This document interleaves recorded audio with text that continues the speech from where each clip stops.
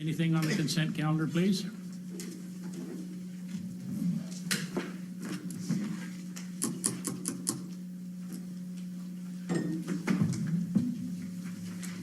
Anything on other agenda items? Councilor McKinney? Too soon to tell.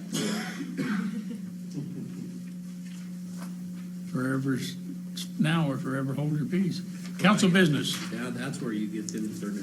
I'm gonna keep my hand down to it. It's never stopped us before. You've just sicked somebody else off on it. So you have mine. Tony has a request dealing with today's meeting with Clackamas County Board of Commissioners. Councilor McKinney has a request that I think may be satisfied as we do our regular business. We'll see. And Councilor Corey has a request in on CYFS. Anybody else on council business?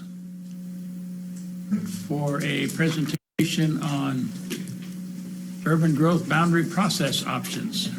And I believe you should have some items on your desk that Doug will be alluding to as we work our way along. Thank you, Mayor and Council. Doug Rux, Community Development Director. I think first just kind of walk down through a little bit of history, memory lane. So the city of Newberg has been working for a very long time about urban growth boundary expansions. That decision was taken to DLCD, who elevated it to the Land Conservation and Development Commission. It had a hearing. It was set to be remanded back. We met with the council, went through mediation. Council directed to withdraw from mediation, withdraw our application on our UGB. So we spent the fall going through that process. In December, the LCDC group accepted our withdrawal. All the paperwork was submitted. Yamhill County did its portion for the withdrawal as well. While we were working on that process and those steps, we were also tracking the new urban growth boundary streamline process. Jessica Pell's in our office. She apologized for not being here this night, but she's went home ill. We were tracking that. Jessica was participating in some of the work groups, one of the work groups on that process. We testified in front of the commission at 2 different occasions. I spent a lot of time working with the Department of Land Conservation and Development staff about language in the draft administrative rule. In the end, in December, the commission did adopt a new administrative rule. They had a deadline to do that by January 1st of 2016. So when we spoke before, we had talked about options that were available. So we talked about kind of the traditional method that communities in the state of Oregon have gone through to go through UGB expansions in the past. We talked about this pending UGB streamline process that was going through the rulemaking. And we also talked about UGB process where you could do expansions that are less than 50 acres in size. Because a lot of things have happened over the course of the last 10 months, 11 months or so, we thought it was important to come back to you and give you an update where we're at, because we also have another agenda item at the end of your regular business meeting. There's a resolution before you. That one gets to the issue that back in September, we brought forward to the council a resolution to apply for a grant to DLCD. It was a technical assistance grant to do what was identified as a housing needs assessment and an economic opportunities analysis. The council did a letter of support for that.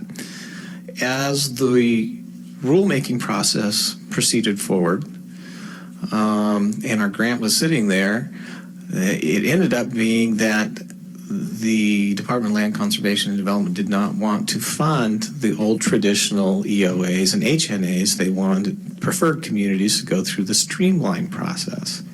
So have been doing some negotiating on that piece, and I'll touch on that at the very end of this presentation. In your packet, so what has happened with the new streamlined rule is now called Division 38. And it's taken a lot of the ambiguities that were in the old traditional method and started to quantify them numerically. So some of the things about population numbers and the methodology of being able to do that, your buildable lands inventory information, has now been pretty well quantified, and it gives you ranges. And then what's also important is that this process is you don't go to LCDC with it. If you go through the local process, and if it gets appealed, it goes to the Land Use Board of Appeals. So they're looking at it on the technical merits. But these ranges are in there. You as a council will have the opportunity, or would have an opportunity, to pick where we want to end up in a particular range. They also identified determining if UGB's expansion is necessary. That's going to be based on both population and or employment, or a combination thereof. There's a new way to establish the study area boundaries. And there's some priority analysis, and this is one of the pieces that the city of Newberg presented on routinely, was these exception lands that are at the edge that are 2 acres or less, and they're difficult to develop, because we went through that issue on the employment side in the last round. And then there was another piece on serviceability, and that was another component in the traditional method that was a little bit challenging. On the second page, we kind of highlighted for you, which is the Division 24, which is the old method, the traditional method, the one that the city went through last time. And on the land need, there was no methodology determined. Well, the streamlined method helps shrink that down and set some parameters for it. You still have to do a buildable lands inventory. It's a little bit different than what it was in the traditional method. Determine if the UGB expansion is necessary is the next step. Establishing the study area was always a challenge. You know, how far out do you go? What should you include? What should you not include? Exception lands, not exception lands, farmlands, prime soil lands, and so forth. They also took, though, out of the streamline process, and they made a few tweaks to Division 24, the traditional method, and put in some of the stuff on the priority analysis. And so there's 2 different administrative rules now that have sections that mirror one another. And then serviceability. This one, we were always comparing the relative costs of providing infrastructure services and what those advantages and those disadvantages were. So literally the key difference that comes out of these 2 methods that are at play now is, in the streamlined under Division 38, it's simpler. You got to do a buildable land study, but it removes a lot of ambiguity that you had in the Division 24. As I mentioned, appeals go to the Land Use Board of Appeals. They don't go to DLCD and then can be elevated to LCDC. Does not require an economic opportunities analysis or housing needs analysis, which is important. We shared a lot of comments with the DLCD staff about making sure there was language in there that you didn't have to do this, because you've got another Goal 9 and Goal 10 requirement that says you have to do these. So how can you do a streamline without doing it? And so they were able to write the rule very clear that you don't have to. The streamline method has a different horizon, though. It only has a 14-year horizon, where the old traditional method in 24 has a 20-year horizon. Has new standards for determining serviceable land. The population forecast. This is one that's been a little bit of an Achilles heel. The legislature passed a law, which there were subsequently administrative rules in ORS 195, is that part of this ambiguity was different methodologies to determine your population projections. And so they changed that system, and so now Center for Population Research at Portland State University is doing that for the entire state. And so they broke the state into regions. And you can only use their numbers. And we talked with you before about, we can use the number we currently have in our that was done by Yamhill County for other planning purposes, but we cannot use it for an urban growth boundary.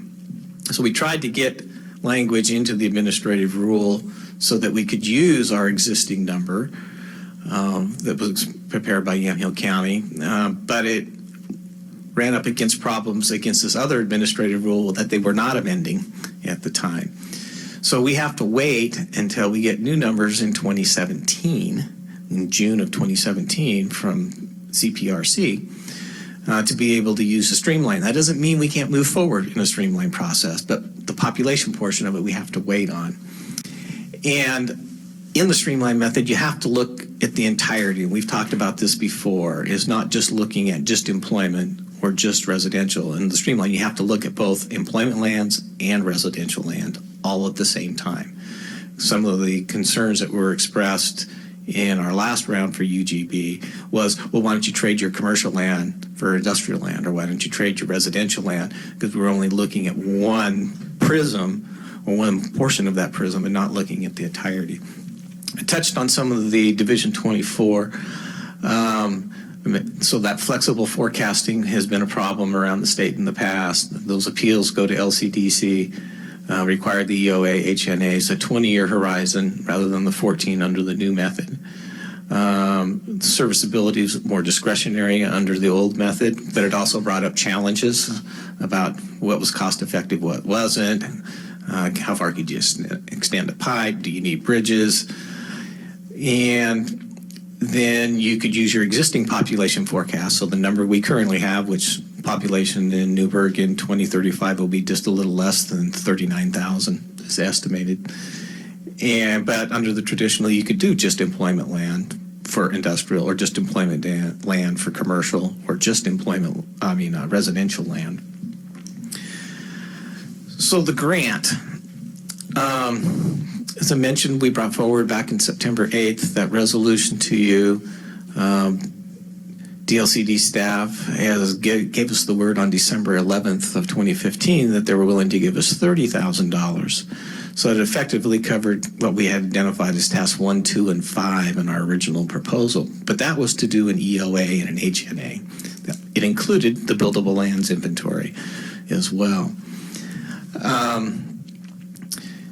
So that's what we were proposing, and we thought we could make it work with what the modifications were that DLCD came back with, and we kind of further refined some of that scope. The timeline to do this evaluation work is generally between February of 2016 and May of 2017. And I think one of the big pieces on this is the comprehensive public process. And that's kind of the beginning. It's to go out to the community and find out, what does the community want for residential land? What do they want for employment land? Looking at our comprehensive plan, our goals and our policies, what might need to be changed in order to achieve that vision. So some of this plays back into the economic development work that we've been doing the last year with the ABC and our economic development strategy, and trying to pull all of those pieces together. And also under the council priorities, some of it is community visioning, and so this kind of helps feed into that process as well. And so then come back and you update the goals and policies, and then we do the buildable lands inventory under the new methodology, establish what our study area would be. And so we have to look under the streamline, you have to look 1 mile out from your existing urban growth boundary. And then if you have exception lands, you have to go an additional half a mile. So you're looking from 1 mile to 1.5 miles around our existing UGB, which candidly, it does pick up some urban reserve areas that are already in existence. What happens when we get to the end? Let's say that we want to go down the streamline process. We use the grant funds that are available. And we get to the end of May of 2017. We don't have our population number yet. It's coming hopefully in June, hopefully no later than July of 2017. So we've kind of got what I call, we got the fork in the road. There'll be another decision point, policy decision-making opportunity is, do you want to go down the traditional method, or do you want to go down the streamline method? Because the base work we're doing would work for either program. Now, we did budget some funds this year to do a match for the DLCD grant. So originally we put in a grant request for $80,000. We had $25,000 budgeted in 2 different funds to match that. So we figured to do an EOA and an HNA, it was going to cost around $100,000 to $105,000. Working with DLCD staff, we think we can go through this comprehensive plan visioning component of it the buildable lands inventory, establishing the study area, and then coming out with some goals and policies that are ready to actually integrate into a comprehensive plan for $30,000. But there's still a considerable amount of staff time. That would be Jessica Pels and myself working on it, plus other city staff. Our engineering department would have to directly be involved. But we think we can get that done with our $30,000. And it's a reimbursement grant. And so we've got funds already budgeted this year, so we could do the reimbursement, and we'll get into that in your regular business session on the item. But that's kind of the differences, and that's where we're at today on the issue of the urban growth boundary. So with that, I think I will cease. Questions for Doug? Councilor McKinney, Councilor Rohr. 2 questions. How many acres does this involve if we do the abbreviated method or the streamlined method? We don't know at this point. We have not done any mathematical calculations to go out a mile or a mile and a half. Estimated. I don't know. And the $30,000 is reimbursable to us at what point in time? Comes in 2 points: a midpoint, which is, and at the end of the process. So basically, after what we call Task 2, which is the buildable lands inventory, and then a final payment when we get done with Task 4. I've talked with our finance director about it, and the first phase we estimate is going to cost about $5,000, and that will actually put us into a new fiscal year in 16-17. So we'd have to re-budget funds that were budgeted this year. So we're okay that way, but we do have to go through the budget process to re-budget funds in order to have enough to pay the consultant before we get reimbursed back from DLCD. May I ask a third question? Beg pardon? May I ask a third question? You may. In terms of our protagonist, does the streamlined method aid us in relationship to our protagonist, or does, because it involves LUBA rather than the LCDC, or which a crystal ball tell you? My opinion at this point is that it removes a lot of the objections that came in the last round, because we're dealing with numeric formulas. I think the real challenge in all of that is picking where within a range does the community want to end up. And those would be those policy decisions that we would have to bring forward to you as we go through the process for you to determine, do we want to be the high end of a population number? Do we want to be at a low end of a population number? We've got to talk about additional multifamily land and how many acres do we think we need, and where's that going to be? Do we want to be at a high end, or do we want to be a low end, or do we want to be in the middle? Councilor Rourke? Councilor Woodruff? Do we need to, I have 2 questions. Do we need to, on the grant side, tell them which direction we're going before we go anywhere, or just at that first payment timeline and saying, I think we're going to go the old method, so we're not going to seek reimbursement? No, by accepting the grant, so what you have on your regular business meetings, you have a resolution that would authorize accepting the grant and the city manager to execute the documents to receive that grant. Once we do that, then we sign grant documents, and we would perform the tasks that are outlined in the scope, and those would be reimbursable. But here's something else to think about. Let's say you get into the second half of 2017, and you decide that we've got this data and information that's been put together, and you have a decision point. You say, well, we want to go down the traditional method.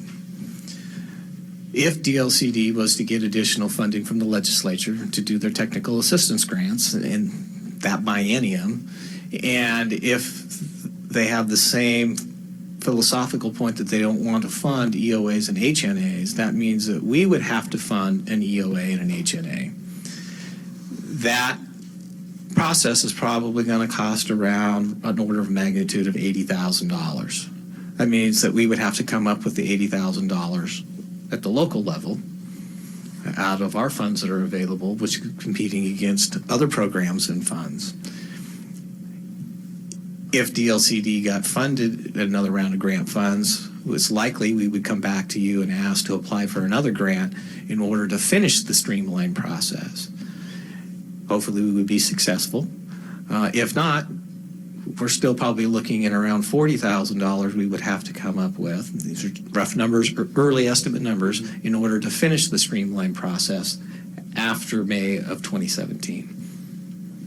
And if you had your perfect process spelled out over 30 years, how often should we be going through a UGB expansion process? Well, it depends upon your growth that's occurring. And so under the new streamline method, it's now a 14-year horizon, but you have to use 50% of the land that's been brought in to an urban growth boundary before you can request another expansion.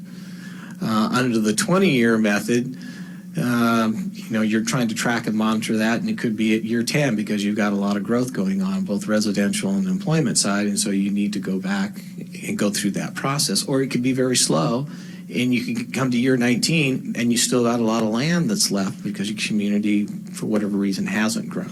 So it's really hard to predict that, but as a general rule of thumb, for communities in a metro area or adjacent to a metro area, about every 20 years, population doubles. If you get out into the very rural areas, such as Pendleton, Baker, LeGrand, Burns, and so forth, they don't have that. But the closer in you are to a metropolitan area, be it Medford, Ashland, Eugene, Springfield, Salem, Kaiser, or the Portland area, and we're just on the outside of that, generally you see about every 20 years, you're about doubling in your population. Councilor Woodruff?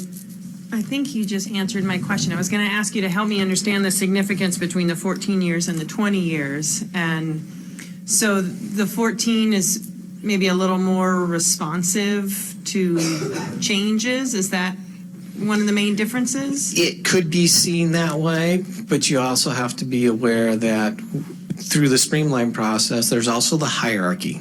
So we dealt with that in the traditional method. So you look at your urban reserve lands first, you look at your exception lands, then you go to marginal lands. We don't have any marginal lands in Yamhill County. There's only 2 counties in the state to do. And then you get to your lower value farmland soils, and then you get to your higher values. So both methodologies still keep that structure in place. I argued when I lost. But it's a 14-year horizon. So the first thing you're going to do is you're going to look at your urban reserves. And that's why I brought that up, is that within that 1 mile, we've got the urban reserve area to the north. We got the urban reserve area that's off of Spring Brick Road, and we got the urban reserve area that's down south of Winooski. But I can't tell you now because I don't have the population number. Is that enough to cover all of our residential employment? I don't know yet. We'd have to go through the process to figure that out. If it was enough, then you have what you theoretically need, by and large. But then you have to see what happens over the next 7 years. And have you exhausted 50% of that land? And then you can go back and go through another process, streamline process. There's also the thing, you can go through a streamline process, and later down the road, you can go to do a traditional method. Follow on. Councilor McKinney? Piggybacked or in addition to? It would be, in that context, in addition to. So in theory, if you went through a streamline, you got land, you were moving forward, you're using up your land, you could go and next round you could go do the traditional method if you wanted to go for a 20-year horizon rather than a 14. Any further questions? Any wrap-up that you have? No, we will talk a little bit more about this in your business meeting. Wanted to give you the kind of update of what's happened, where we're at today, the decision point that's in front of you about to accept a grant or not. DLCD staff is awaiting this meeting to see which direction we're going to go as a community. Councilor McKinney? Does Safe Harbor have any impact on which methodology we might choose to employ, or is the difference between 38 and 24 pretty much done away with Safe Harbor? 24 retains the safe harbor provisions. In effect, the streamline method is also giving you a safe harbor because CPRC is creating a number for you, and that's your number. It can't be there's a challenge process after they issue it. But once it's there, that number's there, and that population number is what you have to use. Thank you. Any others? Thank you, Doug. Appreciate it. We'll see you later.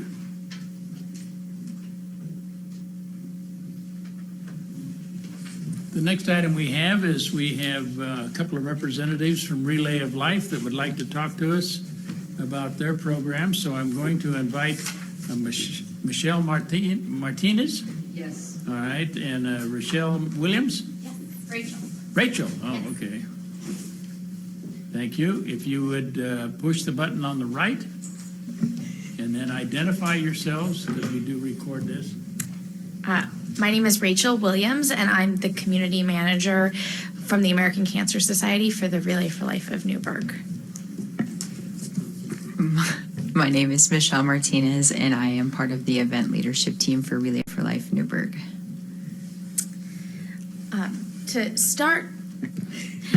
To start our presentation, first we wanted to thank the City Council for passing our Power of Purple Day proclamation last summer, and to thank Mayor Andrews for attending our event and presenting that proclamation. It definitely added substantially to our event having his attendance. And this is a section of the proclamation from last year that we wanted to start our presentation off with. So there are approximately 580 citizens diagnosed with cancer-related illness in Yamhill County every year. And there are approximately 120 citizens treated for cancer-related illness in Yamhill County every year.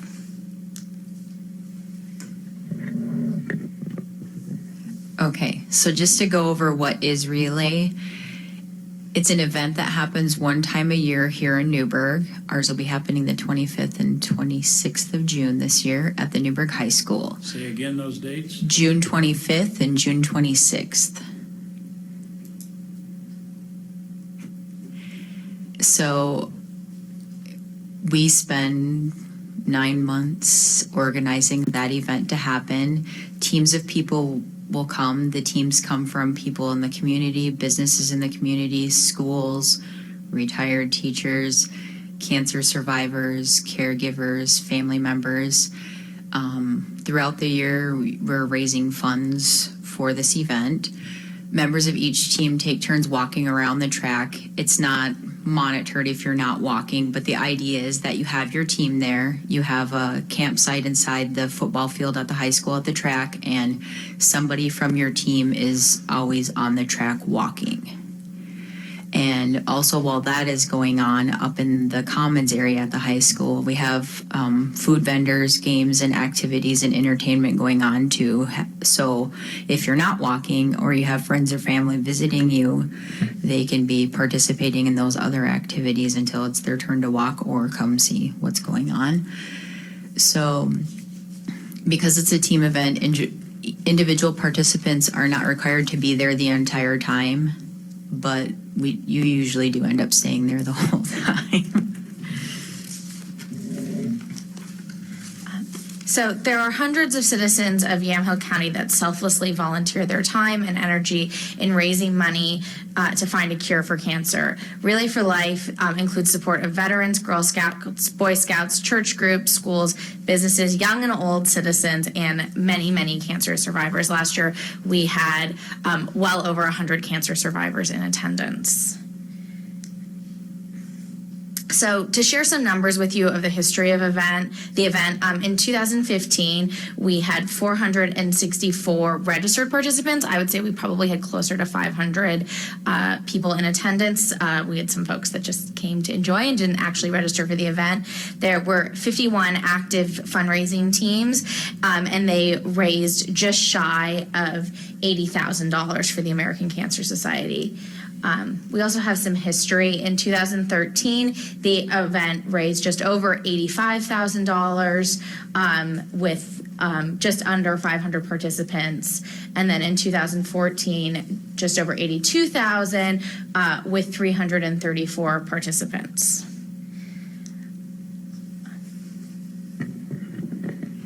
Okay, customer experience.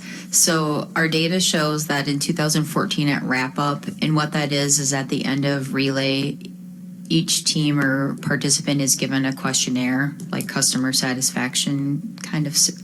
We go over those. The committee goes over those. That's what wrap up is. So we read over what was good, what was not good, what you could do better, all of that, and listen to those suggestions to make things better. The areas that need improvement and acknowledgement to help make 2016 relay better were event signage was at a 74% satisfaction. So the event takes place at the high school. So signage is key because, as we know, the high school is not on 99W or First Street, so you got to get people back there unless everybody knows where the high school is. So the reasons for this, there was a low turnout for the car show, so there was less funds raised. One of the teams had a classic car show there. We do an event called Paint the Town Purple, where the idea is that the town is purple, but what you typically see is purple ribbons on trees and signs and light posts. So we are trying to make that more visible and more noticeable to make it really the town. So as far as Newberg High School, it's a great location for the event, but again, it's not easy to see or participate without better signage from the main Highway 99 or Portland Road. So there are thousands of citizens who have survived cancer-related illness in Yamhill County, and we really want them to know about our event and come be honored at the event.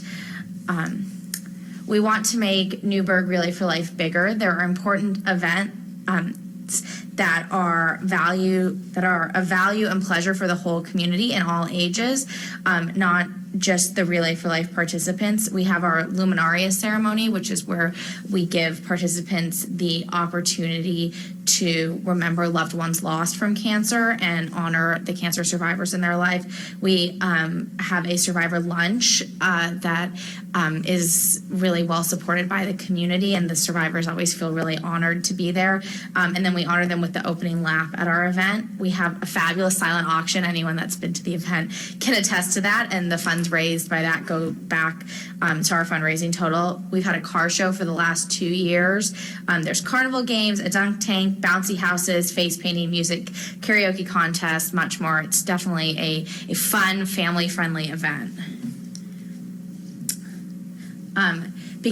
So a big reason why we want to spread the word about this event is in our feedback we got a statistic that 90% of the people who attended the event and provided feedback on it would recommend Relay for Life to anyone, and that 87% of those folks that participated last year have committed to coming back and participating in 2016. So all citizens need to be made aware of the great strides being made through research to finding a cure for cancer in our lifetime. So the bottom line for Relay for Life is if we don't have people come, we're not raising as much money for American Cancer Society to fund research, patient support, survivor support, and caregiver support. We need to have more visibility and get more people to this community event. We are asking the city to make Relay for Life a City of Newberg festival.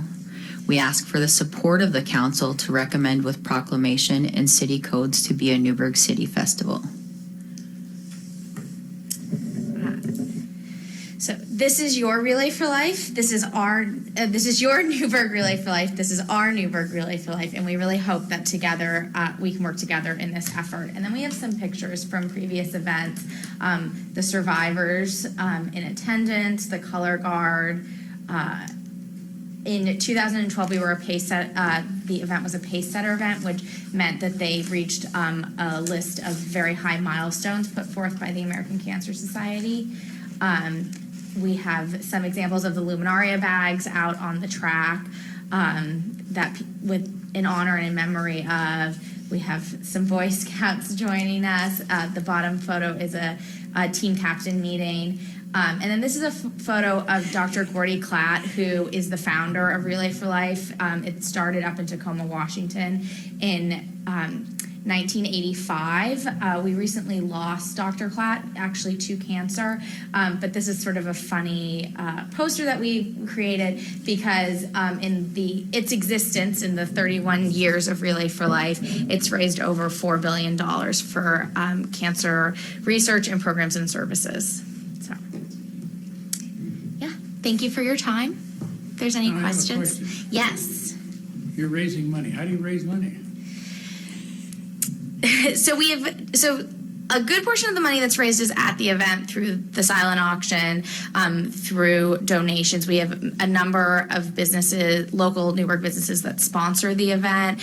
And then we have participants contact their friends and family, have garage sales, do can drives. We last year had 14 teams from Newberg High School, and they did a lot of fundraising, penny wars, things like that. One in every 14 students at Newberg High School participated in the event last year. Let me come back. Why the relay then? Because it's an opportunity to get together and celebrate our cancer survivors. You're And not funding by laps anymore? there are participants that choose to do their fundraising that way, but it's not a requirement of the event. Councilor Woodruff? Are there other relays in Yamhill County, or are we the only one? There's one in McMinnville. Initially, the event was a shared event, and then, forgive me, I believe 14 years ago, they split and now each have their own event. They do happen to fall on the same weekend. Any other questions? So you've given us what you would like to see done. Yes. All right. Any questions from the councilors on that? Just a comment. Thank you for what you do. Thank you. Thank you for your time. Thank you, guys. Appreciate it Yes. very much. Thank you.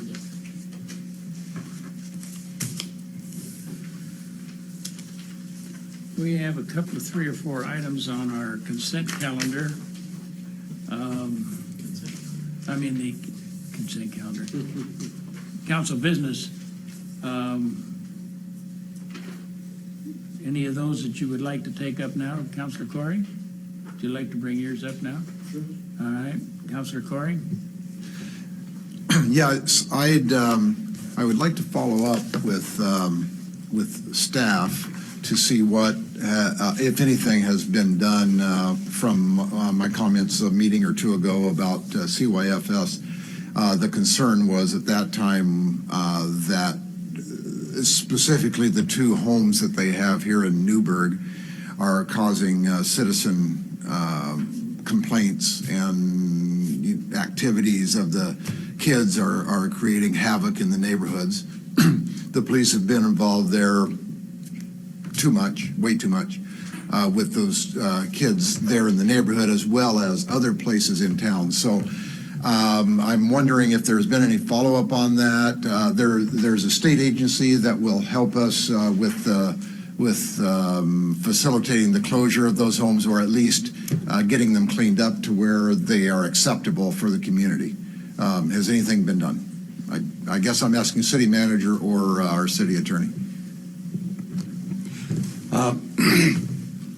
I'm sorry I wasn't at that meeting, but as I understand it, part of what we were doing is waiting to see what was happening with the DHS investigation. And nothing has been forthcoming on that. We have had a number of different contacts attempted to make direct contact with the DHS and have not been successful. Some time back, I had a conversation with the school superintendent regarding the issues they were having with CYFS as well. And at this point, what I'm tasked to do is to try to get a meeting together with us and the school district and strategize as to where we go, because so far we've not had any movement anywhere. So we've got to sit down and figure out what's our next approach to get this resolved, because it is a continuing problem. Any follow-up on that, Councilor McKinney? Did our chief of police write the governor and DHS, and no one got back to our chief of police regarding this concern? That's correct. And I believe Council President Bacon also made contact and has not been, The omnibudsman, Darren, did. Any follow-up? Well, in regards to that, could the council address correspondence to the governor and DHS in regards to this matter and suggest to them that they get back to the council regarding this concern and CYFS? I wrote an email to the omnibudsman, Darren, Denise Bacon, yesterday. This morning, I got an answer back. I included a section from the something that had happened this weekend at one of the homes. He is putting me in touch with someone named Tom. Who is she? He, Darren. Oh, there was Darren. Darren is the omnibudsman from the governor's Okay. office who is in charge of the investigation. From his email, it looks like the investigation has been completed, but he didn't have those details, so he was going to have Tom from DHS, who did the investigation, call me. So that's where I was with it. Any further comment? You anticipate, if I may, you anticipate then receiving some further information? Yes. Thank you. And you will forward that on to the city manager? Yes. Okay. Thank you, Mr. Corey. Appreciate it. I think that's, the rest of it we'll save for our council business. Yeah, Councilor McKinney? Could we have a report on the Villa Road sidewalk in this session rather than the next? That'd be fine. I thought we were going to tell me about that earlier. But yes. City Attorney? Truman Stone, City Attorney. Councilor McKinney, I presume you're talking about the Newman property? Villa Road. That because we have the other Villa Road project as well. That complaint was filed, it was served. I've received indication from Mr. Bridges that he will be representing the Newmans, and there's a time period that allows the defendant to file an answer to the claim. That time period is not yet run, so we're in waiting period at this point. Follow on? Do you remember when that waiting period ends? Not off the top of my head, but it's 30 days from service, and my recollection is we serve them either the week between Christmas and New Year's or the week after New Year's. I can't quite recall. So it'd be sometime February. Anything else, Councilor McKinney? Got it? Okay, fine. With that, I think we're going to adjourn our work session. We'll be in recess for approximately 15 minutes, and we'll reconvene in our business session.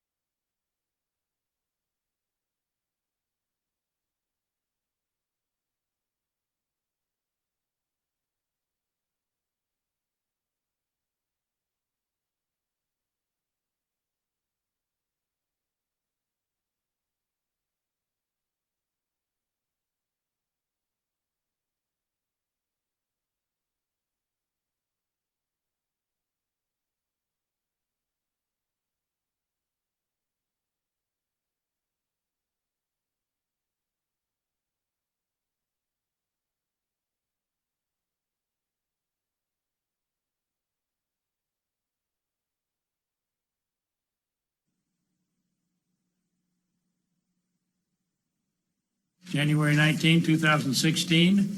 May I have a roll call, please? Mr. Mayor, all present, duly noted. Would you please rise for the Pledge of Allegiance? I pledge allegiance to the flag of the United States of America and to the republic for which it stands, one nation, under God, indivisible, with liberty and justice for all. City Manager report, please. Thank you, Mr. Mayor. The Chehalem Valley Future Focus Group is putting together a meeting of all the elected officials in April, on the 14th of April, which I believe is a Thursday evening, at 6:30 p.m., and it'll be in the Chehalem Cultural Center. I'll get material out to you ahead of that, but I just wanted The to... date again, please. April 14th at 6:30. And they want to talk about a countywide survey, if we can, that would have individual pieces, maybe going towards some countywide visioning.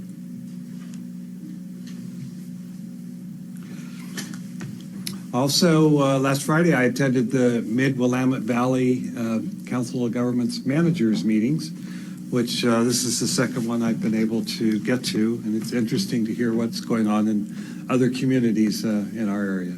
So. Any questions or comments for the city manager? None appearing, thank you. Appreciate it very much. And with that, we will move on to public comments. And I do have some individuals signed up for public comments. And I remind those that have signed up that we have a limit of 5 minutes per person. And please be succinct and not being redundant on this. I have 2 individuals signed up, and I thank you for that.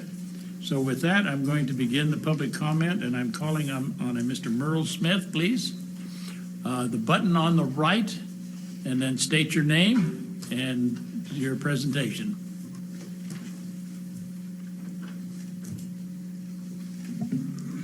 Thank you, Mr. Mayor and Council. Merle Smith, as he mentioned, my name. I live on South Ranch Road, just this side of Lad Hill Road, inside the Newberg School District. Here just for a little information update. I'm here to talk about the bypass. Lots of information has been put out. Much of it's understood and an awful lot of it is discussed. One of the elements still in conversation is the notion that the upgraded classification of Wilsonville Road to minor arterial as a defense, if you will, to send more bypass traffic onto Wilsonville Road. The implication is it's planned to do that. With all due respect to the mayor, I'd like to quote what he said on the topic this morning in a council meeting with Clackamas County. He said, there have been recent changes to the respective TSPs of Clackamas and Yamhill counties, upgrading the capacity of Wilsonville Road to increased levels of capacity that are forecasted for that facility, including the alleged increased volume in the Newberg-Dundee bypass phase 1. End quotation. On the face of it, that's absolutely true. No argument with the quote. But the reason for those classifications typically is to gain capacity, not for traffic, but for funding. You can't get the funding if you haven't upgraded your roads to a certain level. So these classifications are mainly aspirational to help prioritize the state in setting up funding and maintenance programs. We've spoken to the chief engineer in both Yamhill and Clackamas counties, and they both agree that the upgrade classification only meets one criterion to be classified minor arterial, and that is that it connects the 2 cities, evident to all of us and anyone who's seen the traffic that results here when exit 283 gets jammed up. Upgrading it does not meet 2 essential criteria that would need to be in place to allow it to physically handle more traffic. Lane widths have to be at least 12 feet to handle the traffic. And there have to be minimum shoulder widths of at least 4 feet. Wilsonville Road, as many of you probably know, has no shoulders and has no turn lanes for that matter. So yes, it was upgraded. It was upgraded aspirationally. And the fact is that the capacity, the physical capacity, still is not there. And that's the argument that we've been making. So that's just an update on an issue that's under discussion. It's only one of many. For more details, the information that was submitted by Lad Hill Neighborhood Association and others for the Planning Commission would give the most extensive background on the capacities that are there. That's all I had today. Any questions? One correction, if I may. The mayor did not testify this morning before. I'm sorry. Commissioners. I didn't mean to imply that. It was your written testimony that I was, written Anything document else? I was quoting. And that's correct. Anything else? Thank you. Appreciate it. Thank you. Mr. Stan Halley, please.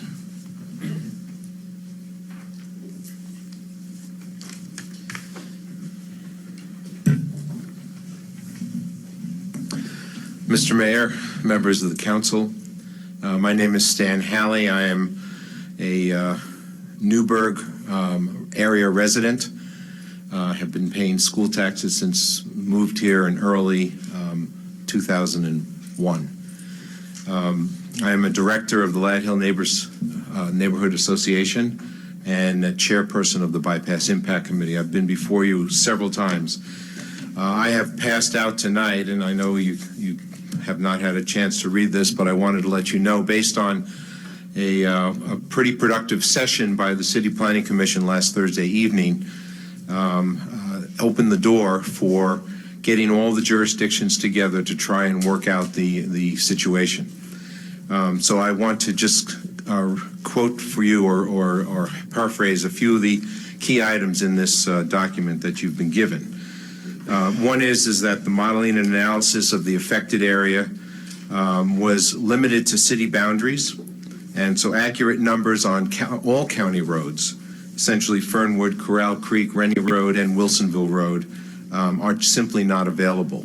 So statements that there's going to be 50 cars more down Wilsonville Road are simply not defensible. Second is that ODOT ended up narrowing down 8 options to just 2, the through and the no-through.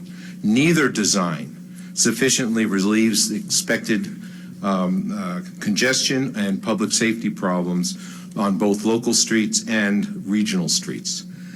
So the safety problems and the congestion problems are a central flaw of the Phase 1 bypass design. And the FEIS, the final environmental impact statement, even admits that. Second is that the debate of these 2 options has become polarized, has become contentious, there's misinformation, there's emotional reactions that are replacing good analysis, politics replacing sound logic and reasoning, and the center of the debate is ODOT's latest TSP amendment. From our understanding, virtually all stakeholders, except for a few developers and landowners along the rest of the corridor intended for the final completion of the bypass, want the bypass to be completed. We are one of them who wants the bypass completed. Newberg will suffer greatly, as will we, with the Phase 1 if it stays that way for at least the next 20 plus years. The bid package was let by ODOT on the 24th of December. Even though they have made public commitments that they would hold off building the through intersection to the stage 10, which is the last stage of that contract. In fact, they are building the bulk of that in stage 1. It's another misrepresentation. And have spent a great deal of time with Kelly Amador and our own traffic engineer confirming that. Good news is that ODOT sent a letter to the City Planning Commission saying that so far the savings conservatively from the construction of the bypass thus far range between $3 and $6.5 million. The good news is, again, what this City Planning Commission has come up with. So bottom line, we have a unique and immediate opportunity to find a workable solution. We need to put the rhetoric, accusations, threats aside, agree to work together. The approach that we are suggesting is to start out with the idea that we need a northern solution and a southern solution. By northern solution, something that will relieve the intense congestion on Springbrook Road and therefore the other roads. And for that, we have talked about the idea of either the couplet design that I believe came from Councilor Essen, or a more ambitious alternative is to bring Springbrook Road directly to the bypass rather than have it zigzag through 219. The southern solution, which would go and complement it, would be to bring Wilsonville Road away from the bypass itself, down Adolph Road into Winooski. It's known as option 5, and there's been a lot of support for that. There are many benefits for this happening. The bypass can continue on schedule and on budget without threat of litigation, without other costly delays, and both the cities of Newberg and Wilsonville would win and help the congressional delegation secure the funding in the latest legislation of FAST. I'm available. Perfect timing. I'm available for any questions. Thank you. You've rehearsed that, Stan. I appreciate it. Any questions? Councilor Esser. It's my understanding for everyone's, to bring everybody up to speed, I submitted to the state of Oregon a plan to have a couplet. I haven't, and I got an email back on that saying it was going to be studied by the state, but it would send the traffic on Springbrook. It would make it one way, and there would be a Elliott Road would also be the other side of the couplet, and that would be one way. And I got back that that was something they would study. And the problem I see, and this is a thing I would ask Stan, that's the reason I'm going to comment. I also talked to Lad Hill about that, our Doug Rux and the mayor, and generally the players that would be involved. In addition to that, the option 5, which would take Wilsonville Road to the left and tie it in with Winooski and not make it, you would not go through it all. And that was something that was looked at by the state. They eliminated it, but that was something that at the Planning Commission meeting, which I attended both Planning Commission meetings so I could understand this a little better. And I had talked to Lad Hill, and I'm just wondering, what was your response to those two options? We are in favor of both the couplet and the option 5, Adolph and Winooski, because they directly help relieve the congestion and public safety issues both on local streets in the city and on Wilsonville Road corridor leading all the way up to I-5.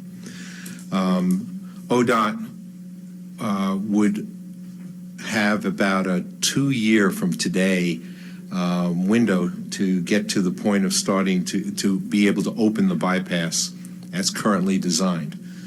If they were to agree, and apparently from my conversation with Doug Rux this afternoon, they have indicated a willingness to participate in a group multi-jurisdictional discussion. If they agreed that these were important options to go forward with, not to stop the work on the bypass, but to go forward with, we would see probably a 2-year window from which these things could get done and implemented, and the current opening of the bypass as designed. Did I answer your question? Yes, I think, can I have a follow-on with that? Follow on. Just for the council's information, also, I've recently been looking into some of the things that ODOT had agreed to do for us. One of them is to move the sewer line, and my understanding was the time frame on that was so tight that we were not able to complete that, and so that's not going to be completed as part of what was supposed to be done. And part of that $3 million to $5 million savings would come from the things that they didn't do for Newberg. So there's money. Before it was always we don't have money. And I don't know exactly what can be done, but as I understand it, we got something from Doug today saying that the Planning Commission wants to have meetings. I know the mayor will be following through on that. I'm not sure what the council's going to do, but I guess that's what you're talking about, is that there was an opportunity to have meetings, and there'll be some more things coming about towards that. And so you're looking to come here tonight to bring us up to speed with what you're hoping to achieve? Yes, and I hope that you all look at this document very carefully. It's a starting point. We wanted to make it very clear that we welcome this opportunity and open the door.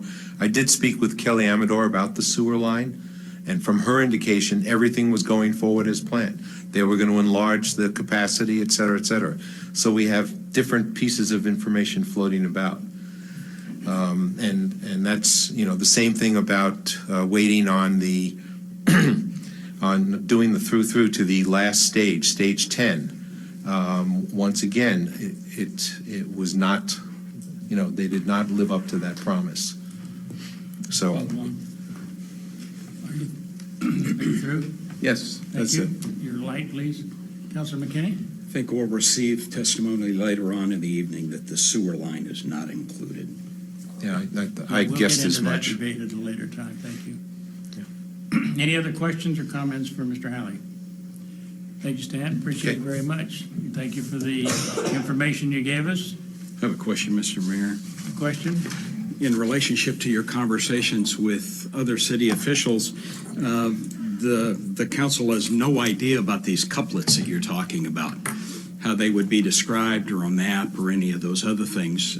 How quickly could we be apprised of these particular topics? I had a conversation with Doug Rux, and I pointed that out, that I had sent this letter to Doug and to the state, and asked him about, but that was not an option that the state had brought forth. So his response was, if we wanted to do this, it would have to be done under the council portion of this. And I'm not necessarily certain that that's what we want to do, but I do want to say that, in my opinion, the biggest problem we're going to have is trying to get all the traffic coming from the bypass down 2 lanes of roads into town. And that's a bigger problem to me than what's going to go on at Wilsonville Road. But I think if you combined those 2 options, you might be able to, it would provide an option that would make both sides, it might work. But on the other hand, it was just something I had sent to the state, and it, again, thrown out whether or not it's reasonable or not, but I did want to put it out there as an option. Thank you, gentlemen. Appreciate it. With that, we're going to move on to the consent calendar. Pleasure of the council.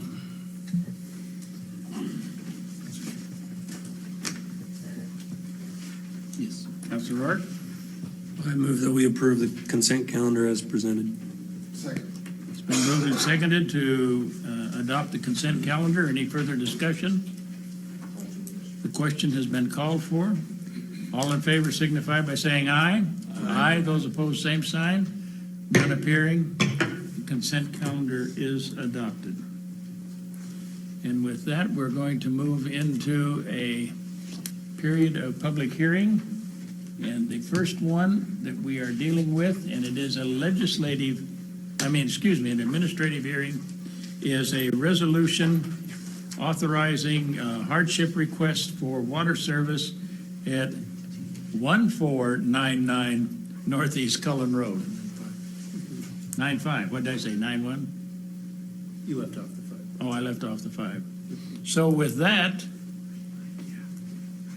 Ms. Hoffman, you got it? Good evening, Mr. Mayor, members of the council, Karen Hoffman, city engineer. Before you go further, I need to know if there are any abstentions or conflicts of interest on this on part of the council. None appearing?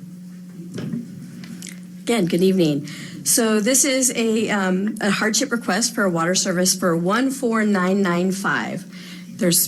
That number was changed depending on which piece of paper you looked at. That address again? 14995. Okay, thank you. So we will make sure that the resolution states that correct address. So on November 25th, the city received a hardship application submitted by Michael Gallardi, representing the former property owner of 14995 Northeast Cullen Road, to connect the existing residential home on the subject property to the city's spring system. This is not a new connection, as the applicant is proposing to transfer a connection that already exists on this parcel. He actually did a property line adjustment and a partition, so he would move it from one new parcel to the other new parcel. But it's not a new connection. So Chapter 13.15 of the Newberg Municipal Code authorizes the council to approve hardship connections. And city staff reviewed the written findings and concur with the applicant that the property meets the hardship request criteria as identified in Newberg Municipal Code 13.15. This parcel is within the spring system that the city council transferred to the Chehalis Water Association on December 7th. As part of that transfer resolution, the association has approval authority over any additional connections until that transfer is made. The association did review the request and approve the connection. Their letter is attached. The property owners will pay for all costs associated with the hardship request, including but not limited to the installation of a new meter, any necessary repairs, and or the extension of the existing main line. So based on that, staff recommends the approval of resolution number 2016-3245, approving the water hardship request for 14995 Northeast Cullen Road. And if you have any questions. Any questions for Karen? I received a late request. Normally, we don't accept these requests after we have started a business item. We've already started the business item on this, but I'm going to take the privilege of the chair, and I'm going to honor it this time. But I give everybody admonition that when we want to make public comments, please get them out early so that we have them before we go into that business item. With that, I'm going to call on Mr. Michael Gallardi. If you'd come forward, please. Push the button on the right, state your name, and please keep your comments within 5 minutes. Mayor Andrews, thank you for allowing me to speak. My name is Michael Gilardi, and I'm a lawyer with Davis Wright Tremaine, and I represent the property owner, Joseph O'Halloran, in this request. Appreciate you hearing this. I think you just heard a good summary of this. I would just emphasize that this property is just northwest of town. It's as you heard, in the Springs area. Mr. O'Halloran owns a tract of land and has been recently working with Yamhill County to reconfigure the parcels to help the optimize their value. And there are two parcels that are next to each other. One is tax lot 1300. The other is 1400.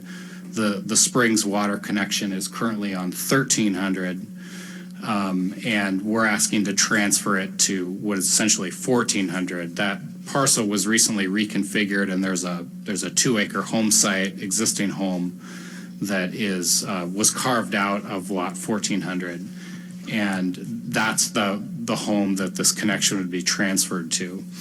Mr. O'Halloran sold that home and that parcel to the Petrock family, so you'll see references to them in the materials. But as part of the purchase agreement between Mr. O'Halloran and Mr. Petrock, the parties are going to work together to accomplish this transfer, and we expect that Mr. Petrock will support all the real estate measures that are necessary to implement this connection, ensure an easement for the city or for the district now to be able to serve this property.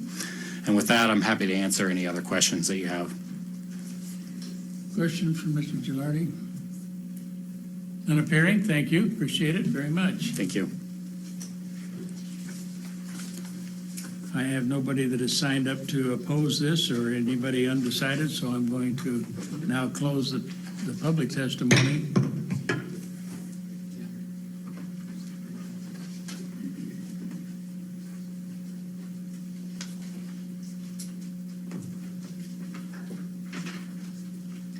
Karen, do you have any summary, please, and your recommendations? The staff's recommendation. Mic on? Yeah, okay. I'm just a little short back here. The staff's recommendation is approval of the resolution number 2016-3245, approving the water hardship request for 14995 Northeast Cullen Road. And is that also including the Scribner errors that need to be corrected? Yes, it does. Okay. All right, pleasure of the council.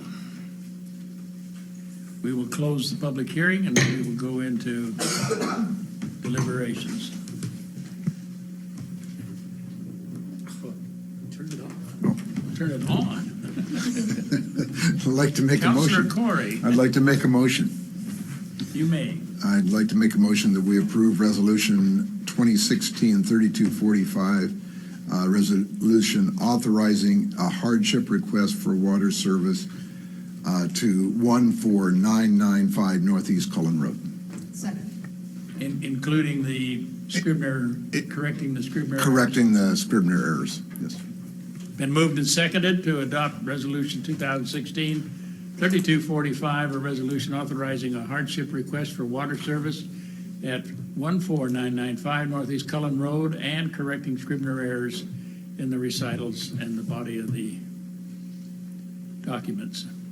Is there any questions been called for? There be no further discussion. All in favor signify by saying aye. Aye. Those opposed, same sign. None appearing, motion carries.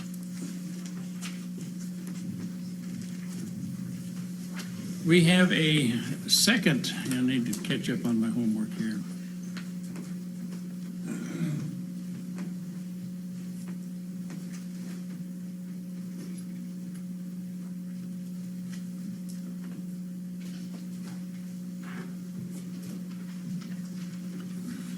We have a second administrative hearing, and this one is dealing with a resolution to adopt a supplemental budget number 1 for the fiscal year 2015-2016, beginning July 1st, 2015, ending June 30th, 2016. And I'm going to call for any abstentions or conflicts of interest by any of the council members.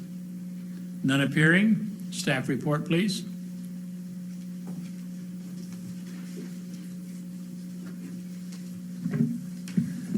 Good evening, Mayor and Council.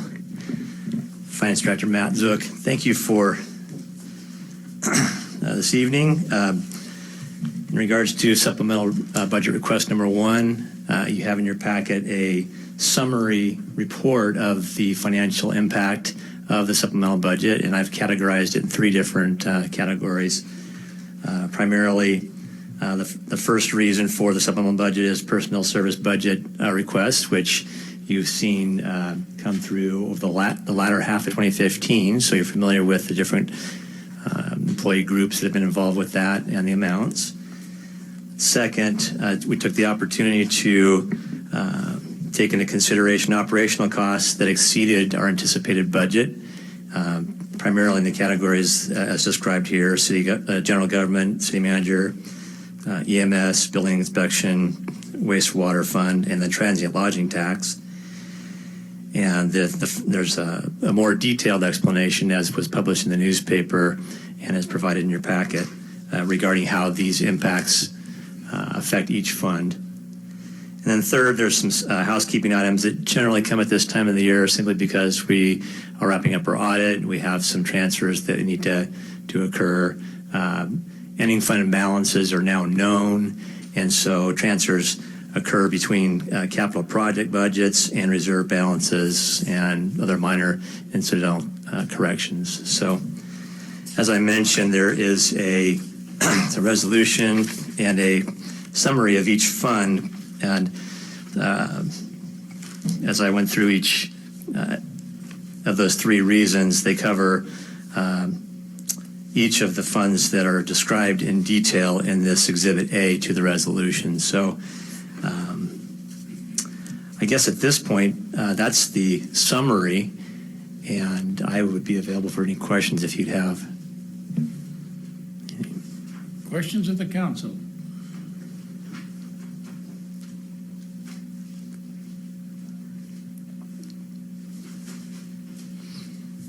None appearing at this time. I'm going to open and close public testimony on this. I have had nobody sign up to speak to the supplemental budget, so I'm going to open and close the public testimony on that part. And I need to hear your summary and your recommendation, please. Okay, in summary, we are presenting Resolution 2016-3249, requesting supplemental budget number 1 for fiscal year 2015-2016, and staff's recommendation is the approval of this supplemental budget. Any outstanding agency letters or other communications? Okay, thank you. Thank you, appreciate it. With that, I'm going to close the public hearing and go into deliberations. Pleasure of the council.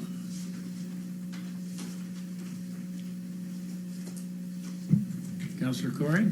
I'd like to make a motion You may. that we approve resolution number 2016-3249, resolution to adopt the supplemental budget number 1 for fiscal year 2015-2016.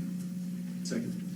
Been moved and seconded to adopt resolution 2016-3249, a resolution to adopt supplemental budget number 1 for fiscal year 2015-2016, beginning July 1st, 2015, ending June 30th, 2016. Is there further discussion? The question has been called for. I hear no further discussion. All in favor signify by saying aye. Aye. Those opposed, same sign. None appearing. Resolution passes.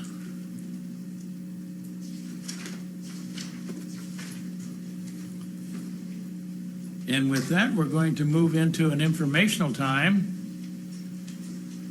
And I believe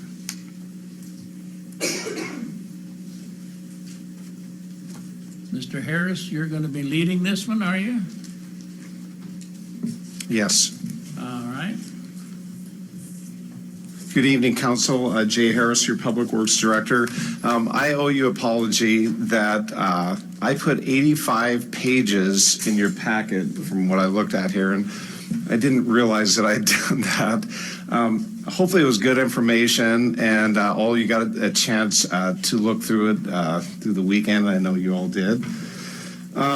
Tonight I have a continued discussion on payment maintenance funding options. I prepared a memorandum. It starts on page 51 and goes on and on and on. And that memo outlines what I had derived was 7 potential funding options to enhance pavement revenue sources, or revenue sources available for pavement. One I discussed was a local gas tax. The next was a general obligation bond. local option levy, a street utility fee, a street lighting fee, local improvement district, and but the potential of a construction impact fee. But if you go to page 54 of the packet, it briefly compares each option and whether they would need voter approval, who pays generally for each option, and just some general comments. And the attachments that were extensive, I found a map from the city of Portland that was pretty current that showed what other cities charge for gas taxes and street improvement fees. Also, there's some attachments, some reports from the League of Oregon Cities. And then there was some real specific items from Tigard, Lake Oswego, McMinnville, and Salem that I thought potentially would be helpful that I also included. So hopefully everyone got a chance to sort of look through some of the stuff. So the goal tonight is to form a direction on the revenue source or sources, and to further study a source, and to have me come back and go over an option or options in further detail with you, just to get a better understanding. When I met with you last fall, we discussed that we wanted to maintain our current pavement condition index. With that, we need about $2 million a year. I don't think one source, whether it's just a gas tax or a street utility fee, are going to get us to that point right away. So in the memorandum, I recommended that we phase in a program and keep working on it over time. So if you go to page 55 of the packet, I sort of put together a conceptual or generic table. So I call it the conceptual phase funding implementation plan. And this is just your public works director's sort of guess. So, I thought that maybe we would start with something like a street lighting fee, a street utility fee this summer. Obviously, we would work on developing the program before that, getting you a bunch of information, find out who pays what, getting out into the community, doing a lot of outreach. And then perhaps sometime, late summer or the fall, adopt something in that manner of a street lighting fee or a street utility fee or both. And then moving forward, look at the local option levy, the potential of one, to really pick off some larger street projects. Typically, something like that would be a minor collector or an arterial project type of improvement, something a little bit larger. Something like maybe Elliott Road, Villa Road that we're working on right now would be a good candidate. We got quite a few roads that could probably be improved significantly with an open local option levy. And if you looked at McMinnville's bond measure, something similar to that. They did sidewalks and a street widening, and they did some pavements, and they sort of went all around the city and picked off some specific projects for neighborhoods. And then down the road, we could perhaps look at a local improvement district, something like in 2018, to try to solve some of our gravel road problems. I think over time, we need to get those paved. We're spending a significant amount of effort year-round, keeping the gravel graded and keeping the dust down during the summer. And there's some people that like that. They like to live on gravel streets. The potholes slow people down. But at the end of the day, I think our city streets should probably be paved. So maybe that's something we work on a little bit later. But the goal here is to maintain our pavement condition index, at least where it's at right now, if not improve it, and make sure we don't slide the slippery slope. If you read through the whole packet and looked at some of the other little cities, the little city in Nehalem or wherever, there's people out there with worse problems than we have. There's no doubt about that. But if you went to Newberg's page, there was a page in there that talked about Newberg. It was the 2006 League report. we had a chance back then to take care of it, and we didn't. And it's unfortunate at a significantly reduced cost, and that's in the packet also. So I am available for questions, and hopefully the group of us can formulate a plan. Councilor Rourke, Councilor Corey. Do we have I'm unclear, do we have a gas tax that goes to streets, or what is the gas tax that goes towards street lighting? That's a good question. We do not have a local gas tax like some cities have. Like Tigard has a local gas tax that's just for, theirs is for specific projects. The 99W improvement around Hall Boulevard and all that, they implemented a gas tax for that. Currently, our revenue for street lighting comes from the state gas tax. It's shared revenue from the state. Councilor Corey? Yeah, my question's kind of a follow-on. I noticed on your phased in, you left off gas tax entirely. Was there a reason why you left it off, or is it still on the table?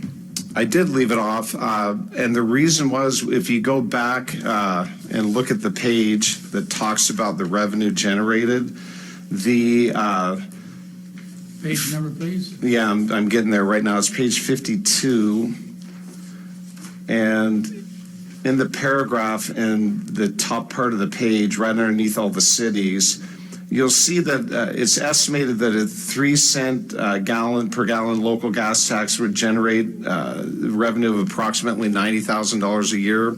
That's based on the information that I was given from the fuel tax group, the state of Oregon. The problem is with that is we need close to $2 million. And if their distribution numbers are correct, the fuel tax group, the tax is applied at the distribution level, not at the sales level. So I get the numbers from them, and the numbers are low. I would estimate that Fred Myers perhaps has that kind of numbers, the $90,000. So our community development director, I sent him an email earlier. He's working with the state. He has some really good connections, as you guys probably already know. And he's assisting me in refining those numbers. So the next time we talk, I can get you hopefully some revised information, but I got to go off of the information that was provided from them. And a 3-cent tax is about $90,000 a year. I felt that was quite low, and the effort you got to go to putting out a ballot measure to do the gas tax, that it probably wasn't worth $90,000 a year. Back to your page 55, if I may. Yes. You're talking about to maintain the levels that we have now on the maintenance of our paved streets, or the maintenance of our streets in total? The pavement condition report that was done that gave us a pavement condition index did not include gravel streets. Those are just out of our normal operating budget. We send the grader out there, we dump some gravel, we move it around. So it's just for the paved streets only, not for the gravel streets. So that's why you have the an LID with a to be determined for beginning the process of paving the gravel streets. And with the other revenue that you have, you're up to 1.9 mil, right? That's correct. And okay, as long as I just want to make sure I was understanding your chart. They add up somewhat. The other thing is in 2020, we would do the pavement condition report again to see how we're doing, see if we're slipping or not, and then refine the program with some better information then. Councilor McKinney, Councilor Essen, Councilor Rourke. How many miles of unpaved roads does Newberg have? That changed when the bypass went in because they took some of them out down along the mill. So fewer. Fewer? Yeah. Somewhere around 3 miles. And with an LID, that would be basically the property owners that put together a program to be able to provide the asphalt, concrete, sidewalk, parkways, everything else like that. That's correct. In various areas around the city, because they're sprinkled around the city. The city would also have some contribution in that also. Right. Second question is, based upon that 2006 report, how bad is the hit by not doing it back then? We have currently, last summer, or the summer before last, we did the pavement condition report. We were $15.8 million behind.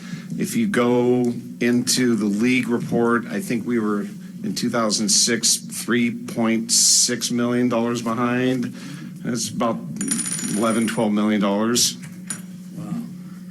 Okay. Follow on.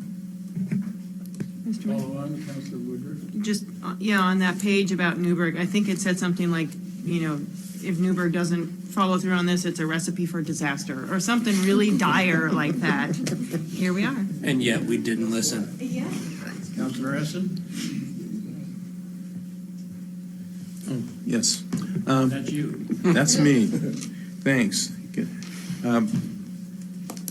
On the gas tax, you said that there's a lot of work involved with that, and perhaps it wasn't worth doing. Is that,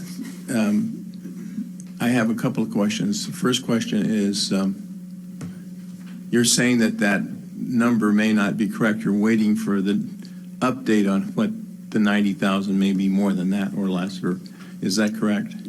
That's correct. I'd like to see refined numbers from the state. In July, they changed the way they collect information about how much people are paying in fuel tax, and it's a system that's all electronic now, and so they're working some of the bugs out of it. And so hopefully the next report's a little bit better. It could be a little bit worse. What I was sort of looking for is a way, though, to try to get some money in the program a little bit sooner. If you're working on a bond measure, that can take a bond measure, a levy, or gas tax. All of them would take some time to put together. And obviously, we need to try to get some dollars out on the street to stop the slide. Right. Then the second question would be, I've noticed we're doing most of our stuff, most of the work is going through contracts. And even with those contracts, it's hard to get everything that you guys, I'm seeing so much work. When I look at how many $1 million is in the Public Works section when you get all the different funds, I think it's at 50 million, 60 million, or something like that, even maybe more. And so I'm just curious, do you think that that may be part of our problem, is not having time to do some of these things that need to be done, and having everything go to the outside, that might be the reason why we can't do some of these things, is just not having the staff to be able to do it, because I'm seeing so much work coming through here that you guys are doing, and lots of contracts and that have to be processed. It seems like you've got a pretty good load right now, but you're trying to do more, so that you're going to the things that are easily done to try to get some money in the till. I'm surmising that, but I just wanted to get confirmation.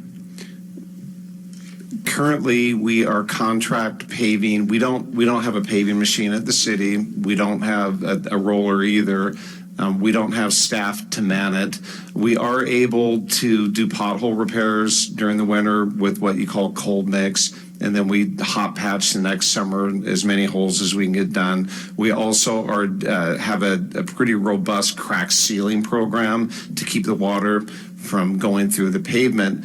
More than that, though, we don't have enough staff and equipment to go pave our own roadways. The city just isn't of proper size. Somebody like Beaverton does have a paving crew they run during the summer. They're quite a bit larger, obviously.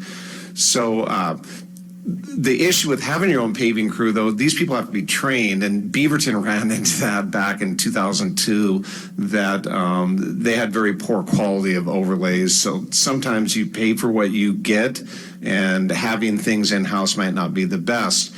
So the goal is to get money and to contractually hire out and do larger jobs to get some cost savings through the size of projects also. A lot of our projects have been a little bit smaller, a block here, a block there, that sort of thing. 3 years ago, we did quite a few overlays. I think Pinehurst and a bunch of others were included. And we did quite a bit larger project a few years back. But in general, the dollars are getting less and less and less every year. The projects are getting smaller and smaller, and we're not getting any economy to scale also. Okay, thank you. That's what I thought. Councilor Hart? Just a clarification for me on 55, your conceptual plan. Numbers are, I'm assuming, made up slightly, but the gas tax, state gas tax revenue we get is $300,000. The proposal, at least if we were to do a street lighting fee, is to implement the fee for $300,000, take that $300,000 from the state gas tax and actually use it for streets. Is that $300,000 in these 1.9 million total here, or is it in addition, thus making it conceptually 2.2 million? The 300,000 would be in addition. Okay. Thank you. Thanks for the clarification. I'm kind of in favor of a gas tax only. I understand the complications for $90,000 might not be worth it, but I like hitting travelers and not just local citizens. So if there's a way we can hit people driving through, from everything outlined, that's the only way to hit anybody driving through. The downside to that is you're actually hitting citizens as well. So you kind of have to watch that through that. But I kind of like the gas tax only for that reason. But if it's going to raise hardly any money, and it's going to cost us a ton of money just to attempt to get it, I understand that doesn't make sense cost benefit wise. But that's where my head is personally. I like your conceptual plan generally, other than the gas tax maybe element. Councilor McKinney, I'll come back on that. Councilor McKinney. Well, on page 54, your number 1, 2, 3, number 1 touches everybody, and number 2 and 3 is a little bit heavier on the property owner side of this particular case here. Part of my concerns are a little bit like Tony expressed here. We've got, you got 3 cents a gallon to raise 90, but you've got how many months involved in trying to, go to the voters here, and you've got $10,000 or $12,000 involved in just getting that, through the voters pamphlet and eventually to the ballot, and maybe it's up, maybe it's down, that type of thing. But out of 1, 2, and 3, what begin on page 55, page 54? What do we need to be investing our efforts in order to attain a substantial number of dollars that can make a potential difference in this $15 million problem we're facing here? Yeah, that's a good question. Typically, when you go through all of the attached information, you'll see that the larger dollars come in on like a general obligation bond or a local option levy. Those are typically, $20 million projects over, like a 10-year period sort of thing. And then also the street utility fees. That is the constant money coming in, every month to maintain the systems. So for a successful program, I think you'd probably want to do both, like I have outlined here. 2 and 3. I would think either 2 or 3, probably not both. And then something like number 4, number 5, and sort of mix the efforts a little bit. If the gas tax numbers are revised, they just sent us last time the total fuel that was distributed in Newberg for a 3-month period. It wasn't by address. It wasn't broken down. I didn't know if they had every station in there or not, or that sort of thing. We're attempting to get a little bit better information, and I can give you folks a follow-up on the gas tax next time we meet and see if the numbers went, one way or the other. But if I'm following through, if my observations are correct, gas tax just raises a mere pittance in relationship to our need. That's correct. From the information I have thus far.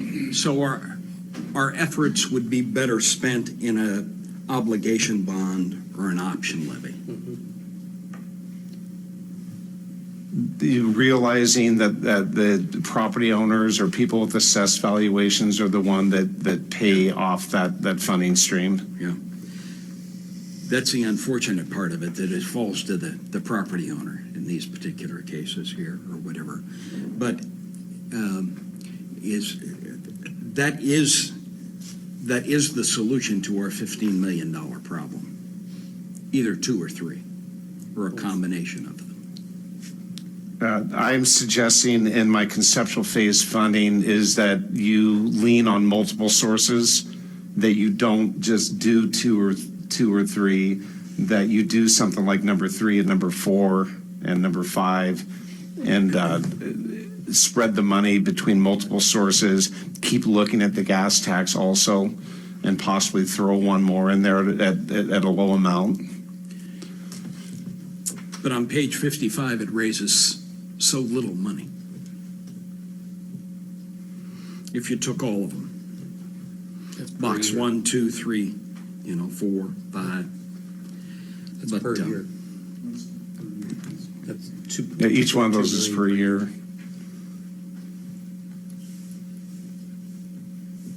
Councilor Rourke, and then I have a question. So in thinking about this a little bit more, instituting a fee in 1 year and then going and asking for 15 to 20 million next year will be received poorly. So I'm actually thinking it makes more sense to me to go for the GO or the local option levy right away and ask for what we need. And if it doesn't happen, then to me a fallback is, we gotta do a fee kind of a deal to fund some of this. But I don't necessarily think or like the idea of instituting a fee and then going to the voters to ask for more money. I think it makes sense to me to ask for the money and go get the money through those, a GO or an LO. Maybe we can't get it all, and maybe you can answer that. And then follow up after the fact with a fee if that doesn't go anywhere. Is that possible? Well, and the reason why I did it in this manner is putting together anything to go to the ballot can take some time. It would be well thought out. If you go through the City of McMinnville material, it was well thought out, well produced. Hired a consultant to assist them to get through that, and then go out. And then the worry is if it didn't pass, we are farther and farther out. We could be sitting here this time next year having the same discussion. So that's the reason why I ordered it in this manner. But I mean, your point's well taken. When we're talking about a gas tax, who's the collections agent? That's interesting. In my research, the state can collect it for you and distribute. Also, there is some cities, and if I recall, I think Dundee was one of them, where these stations collect the tax and send it directly to the city. There's several different ones, and that's just from the league report. So it's not always at the distributor's level. Some of the cities are collecting it, and I would assume it's at the retail level in that At the instance. retail level? In that instance, yeah, and I can check into that more for you, though, and get back to you. Do you have any idea what the state has in the way of a charge to be the collections agent? I do not. When I look at your page 55, just a question here. You have the a utility fee, and I'm kind of struggling with this. First of all, you indicated the 300,000 on the street lighting fee is coming from gas tax, from the state gas tax. I was confused in your answer. But that Yes. may be what I was. We supplant funding, so gas tax dollars are currently, state gas tax revenue is paying for our street lighting program. What we do is set up a street utility fee, take that money to pay for the street lighting program, which frees up existing No, wait a minute. gas Are we tax. doing a street lighting fee or a straight utility fee? The street utility fee would be a separate program at the same I'm talking time. about the street lighting fee. You're confusing me here. Okay. Try These. it again. The street lighting fee is a program that we can consider where we charge residential and commercial properties. Let me back in. Let's stay with street lighting. Today, from the state tax that we receive from the state of Oregon, we are deducting X number of dollars, or we're using X number of dollars of that to support our street lighting. Is that correct? That is correct. So this $300 or 300,000 that you have here is what you are relieving from the state tax dollars that are coming in now that could go directly to pavement. That's correct. Okay. The street utility fee is new income, right? That's correct. Okay. So if we had a street lighting fee of 300,000 that would relieve that, then that would go in. How does that fit in then? What would then be roughly the dollars that we would have then for pavement? If you follow this conceptual funding plan, at the end of summer of this year, we would have an additional $900,000 in revenue. Not immediately, obviously, at the end of that year, because it's a yearly revenue stream, right? Let me try it again. Where does our state gas tax fit into this? The state gas tax is currently paying for the street lighting systems and for our pavement maintenance. If we are not using it for street lighting, then we are relieving $300,000, right? Okay, where in your projection here of yearly revenue, I'm looking to where do we add in the state tax? It's not here? No, the state tax we're paying for, the majority of the cost is PGE electrical costs. It's about Let me $275,000. drop the question. I think I heard the answer over here. We're not even including it in there. Is that what you're saying? That's right. Okay. That's correct. Mr. Mayor? Let's just drop the subject there. Yeah, you'd have 900,000 in pavement. Plus. Plus Plus, yeah, 300,000. and that's not the answer I'm getting. Right. Now, I have a question. You're looking at utility, if you're looking at utility fees and versus the general obligation or a local option, both of those are put on property, right? That is correct. Okay, now, I'm trying to be just a little serendipitous here. I don't know whether it works or not. But can you assess on a universal basis so that no one organization is being singled out? Can you assess a street utility fee on exempt properties? Yes. Yes. And I'm getting some head nods over here that does give us an option in there. Okay. What's an exempt property? What? What's an exempt property? Well, churches, Universities. university, the hospital. but roughly 20% of our city value. But those same institutions get our public safety fee today through the water bill, correct? But they do, they have that part.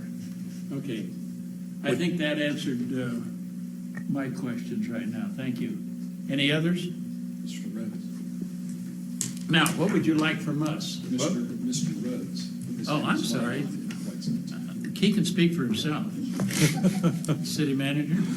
Thank you, City Manager Rhodes. I want to respond more to Councilor Rourke's question about the street utility fee versus GO bond or an operating levy. One of the advantages of the street utility fee is that would become an ongoing source of revenue, whereas your obligation bonds are a fixed period of revenue. It could be for a while, and you certainly can raise a larger amount, but they're for a finite period, whereas you can establish your street fee and it goes on.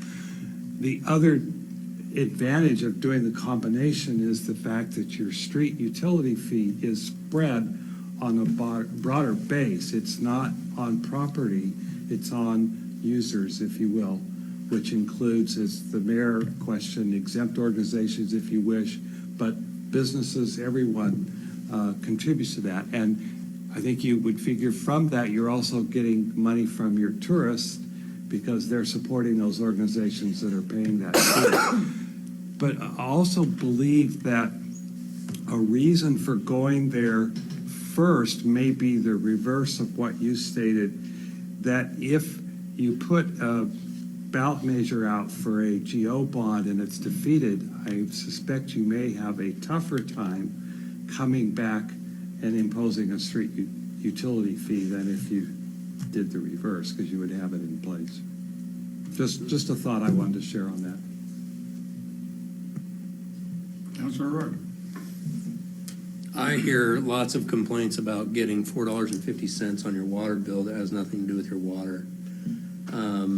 So I think imposing a fee from this bench poses a problem because it doesn't include the people out there. It doesn't give them the opportunity to say yes or no to whatever the topic is that you're telling them they're going to pay for. That's my only concern with throwing a fee, another fee. So I don't think we're at $4.50 anymore. I think we're more than that. But whatever it is, that's the concern I have. Is you're dictating a fee, and you're not giving the people a voice, whether or not they actually want to improve their streets or not. If they're willing to build a pool, I would hope they'd want to have a street without potholes. But they would tell us. Mr. Harris, what is it you would like from the council tonight?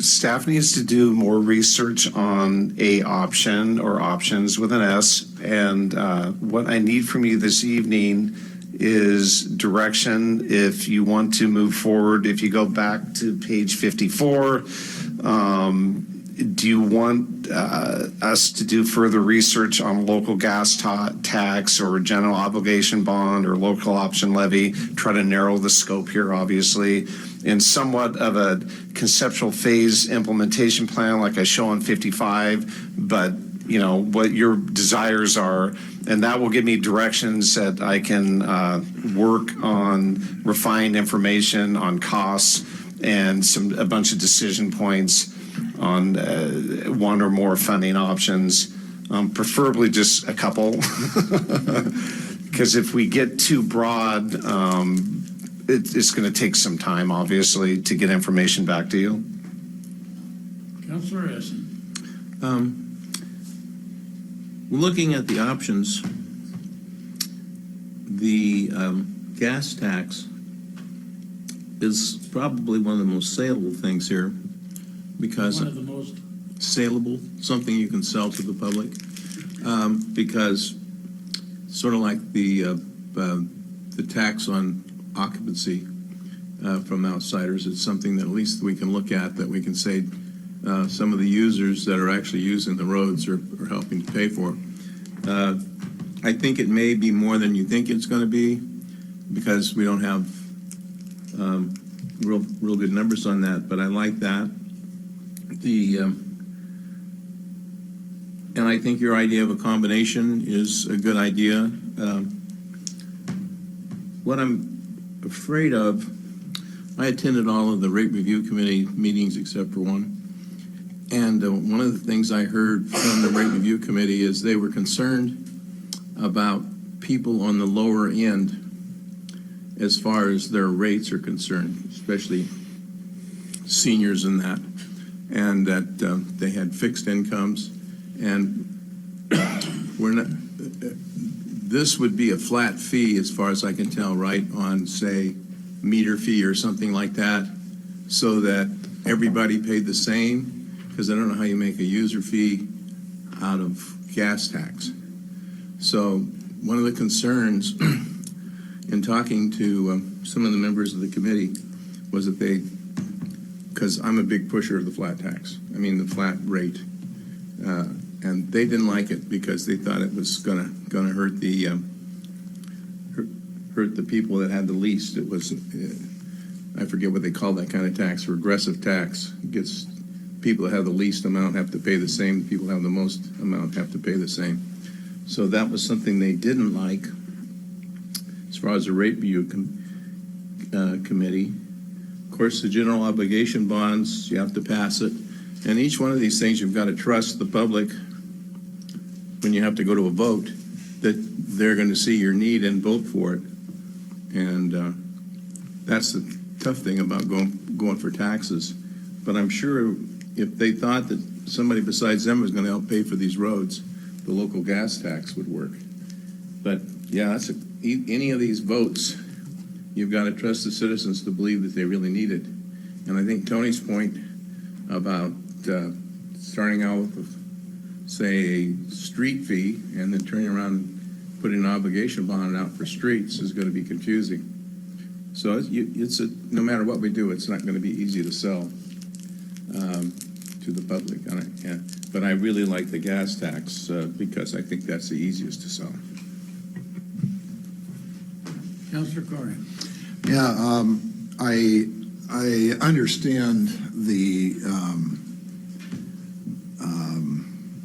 contention of folks that would have this added fee onto the water bill. However, if we connect it to streets, which would be very clearly on the bill that it's for streets, and I think everybody in Newberg and the people passing through Newberg on any of our city streets know that there needs to be money put into this into the streets. So I don't think it would. None of us like the fee on the water bill. I don't either.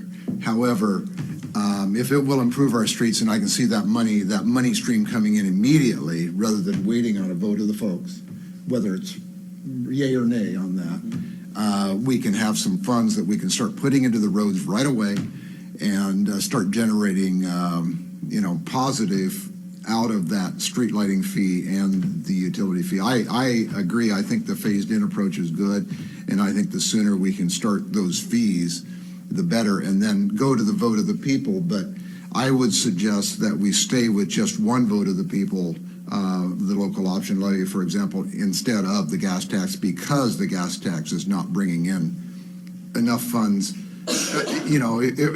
If we're asking for a vote of the gas tax, then we might have a problem getting the local option levy, is what I'm trying to say.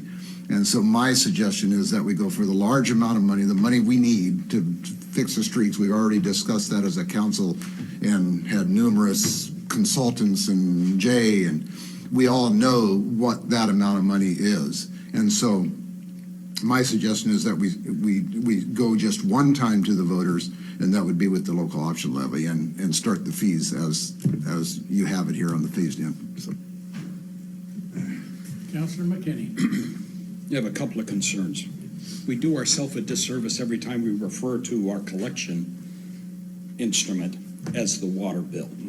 We have a collection instrument that collects water, it collects sewer, it collects runoff, I&I, it collects public safety fees and the other things like that. The city has a collection mechanism that is not a water bill. Water bill is just one of them. So we need to stop using that language. We need to start, describing the city's legitimate collection device for what it is, all right? At least in councils in the past, there has been a preoccupation or a turning in the direction of, if you use it, you owe it.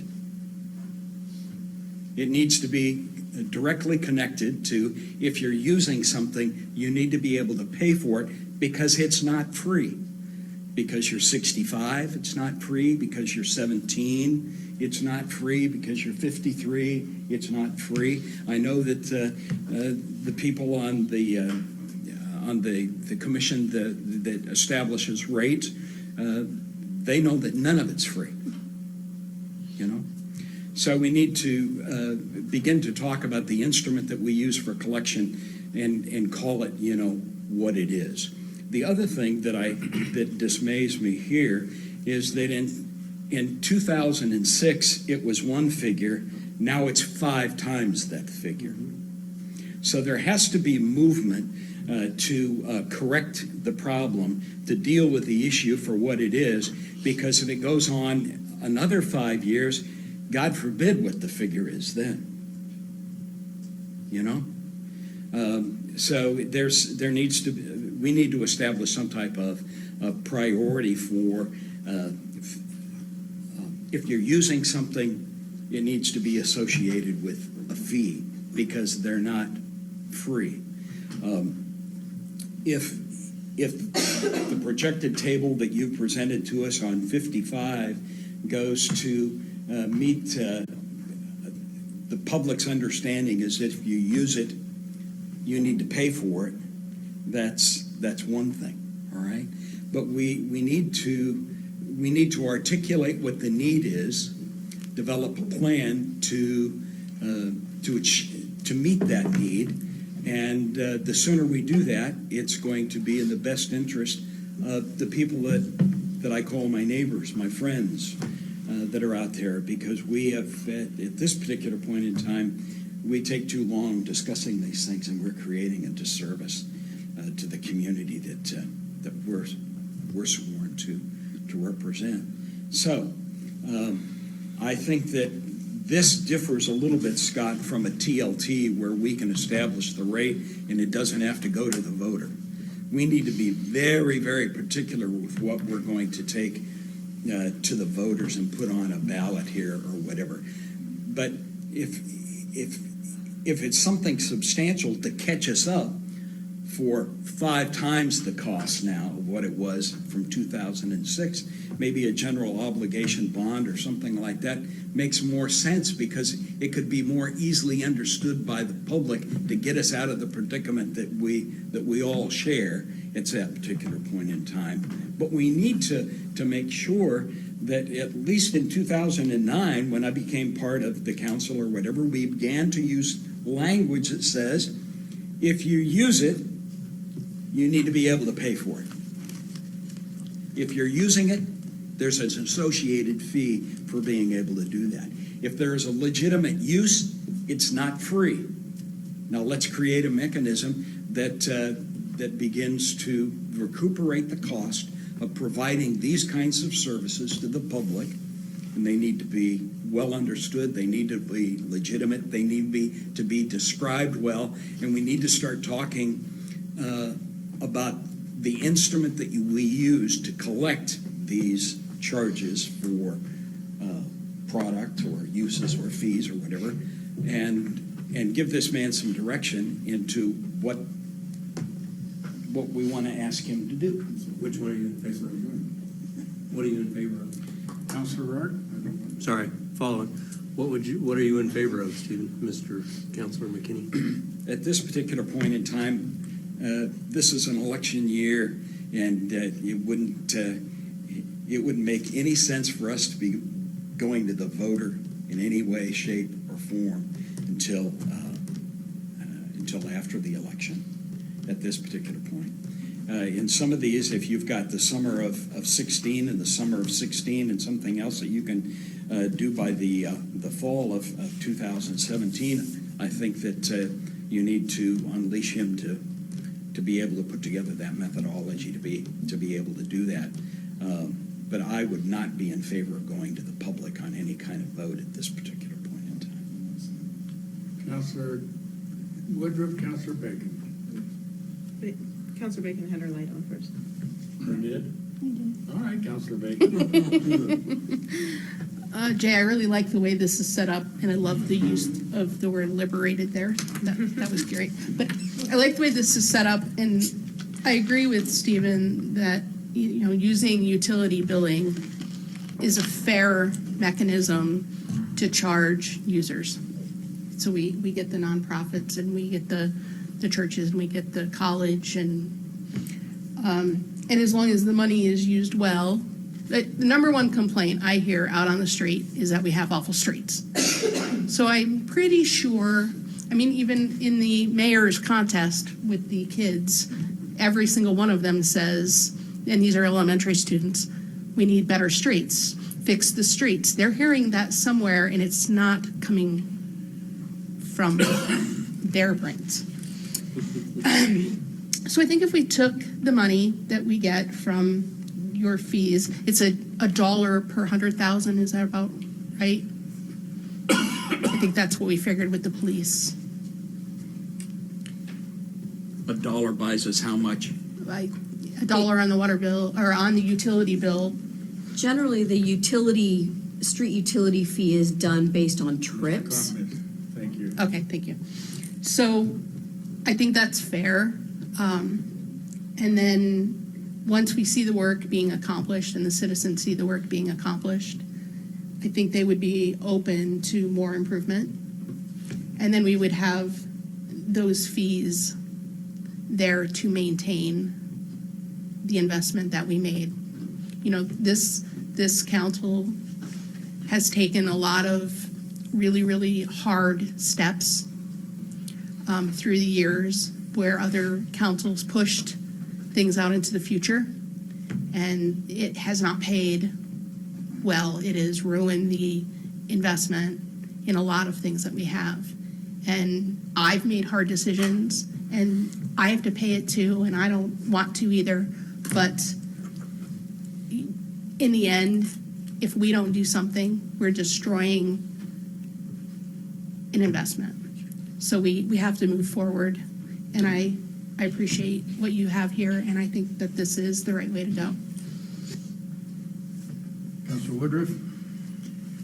I also echo what Denise was saying. I like the options that you have laid out.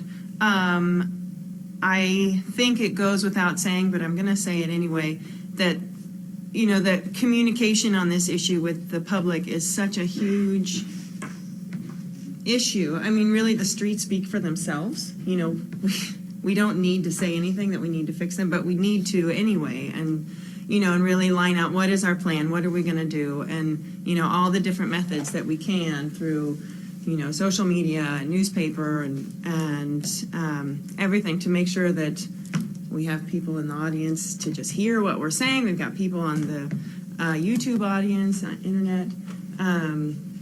To have a chance to respond to what we're doing and know, what is it that we're doing and why is such a huge, whatever we end up deciding to do, we really need to be very outgoing with our communication.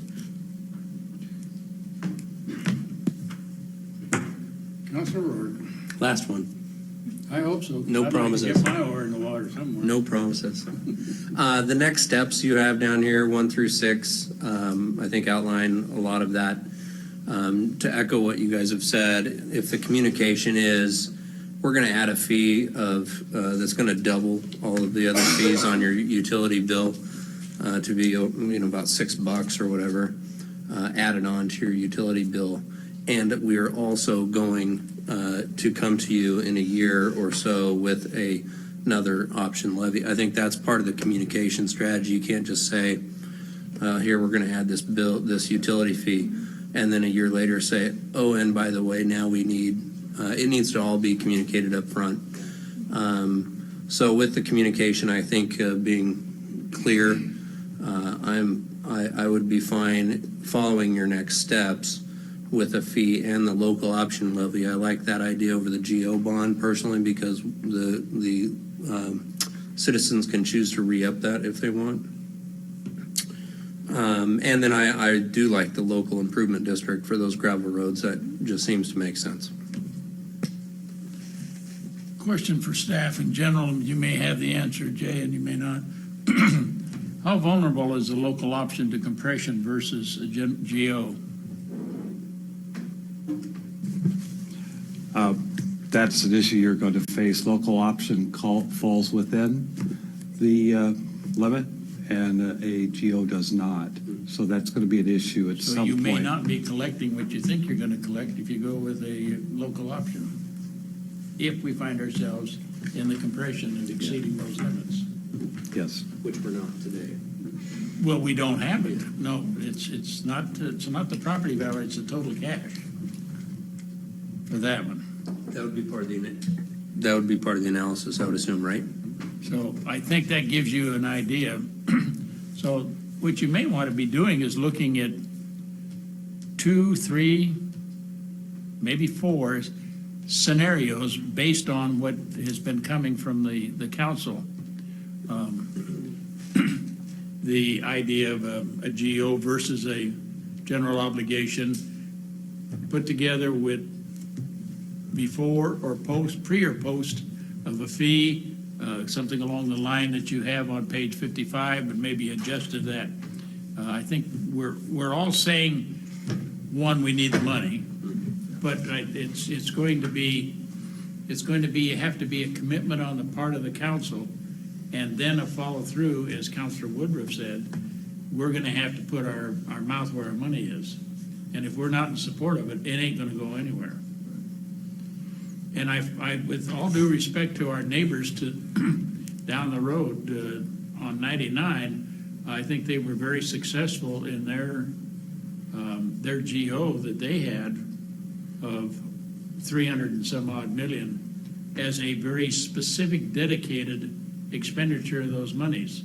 And that may be something else that you want to pick up on, that we could do a GO for a specific thing, and then maybe some type of a fee to pick up, either for those that are not paying for a GO or for another project. So there are some alternatives, I think, that you have. Are you getting any sense, or do you feel like you're up to your hips in mud? Or your No, I think that gives me good direction. in alligators. So what I'm taking of this is I'm going to be looking at a street lighting fee moving forward and a street utility fee, that combination.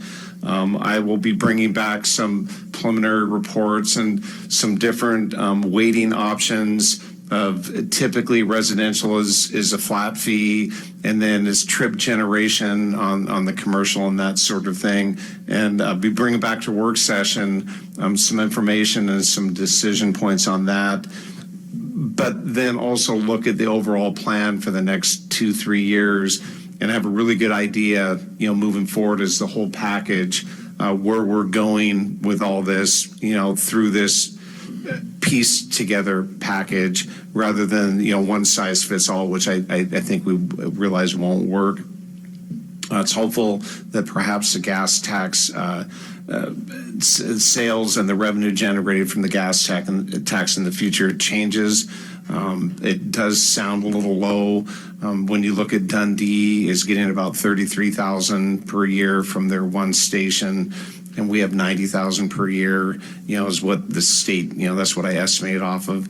Something's a little askew there. So there could be still potential of having a gas tax option in there for voter approval rather than a levy or a GO bond. So. May I follow up on that Yes. point, if I may, Jay? Do we have, within our staff capabilities, are we able to absorb the collections functions of a gas tax locally?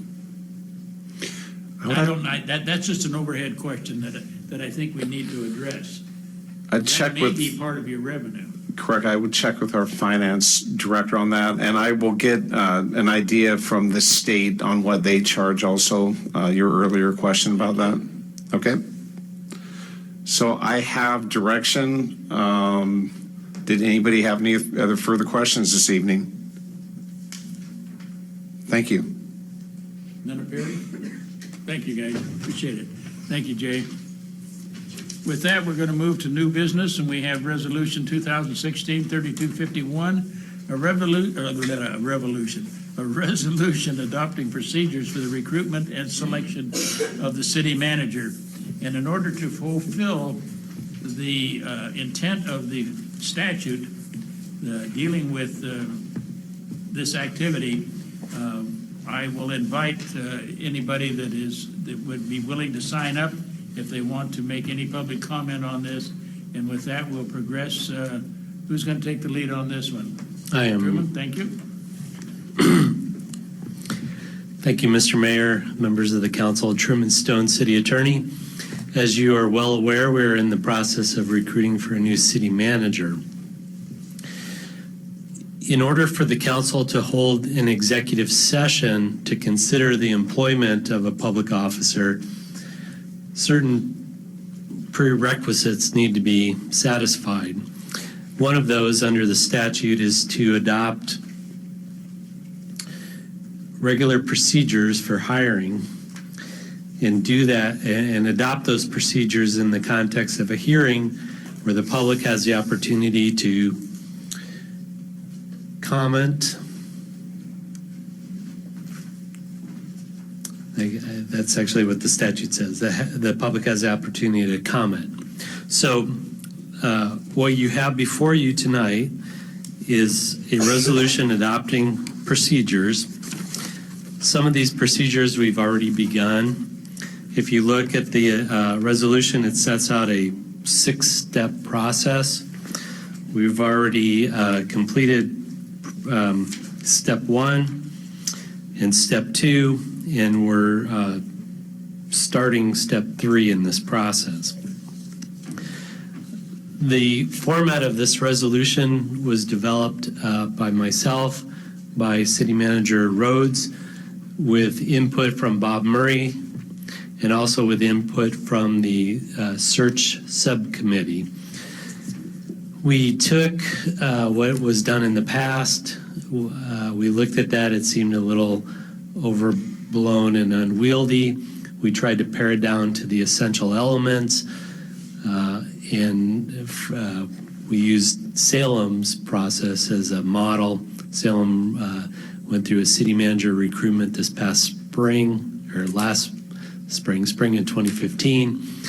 And we looked at a number of different cities' processes as models and borrowed from Salem. And so that's what's here before you tonight. And again, the purpose of adopting these is to satisfy the requirement of having these procedures in place so that this council can hold the interviews in executive session and deliberate in executive session.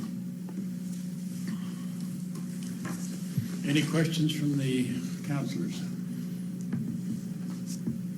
I have not received anybody that wanted to speak this evening on the procedures, so I think that we will assume that they are acceptable.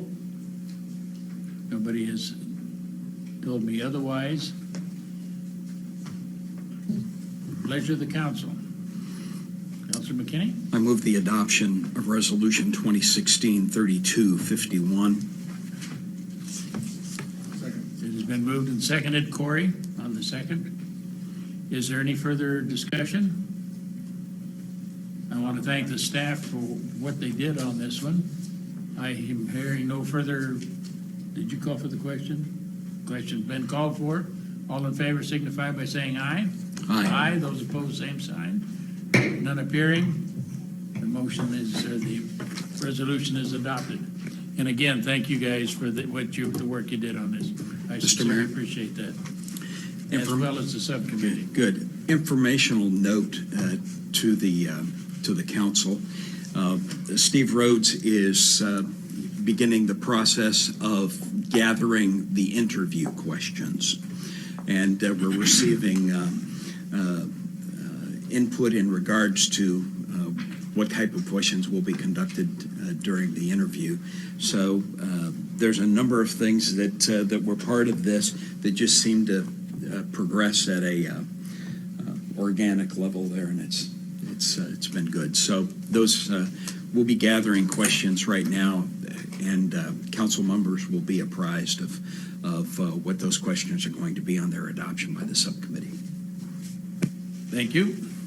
With that, we're going to move on to Resolution 2016-3250, a resolution authorizing the city manager pro tem to finalize and execute a cooperative improvement utility agreement, number 30647, with the Oregon Department of Transportation for Route 18, otherwise known as the Newberg-Dundee Bypass, Phase 1G, Springbrook Road.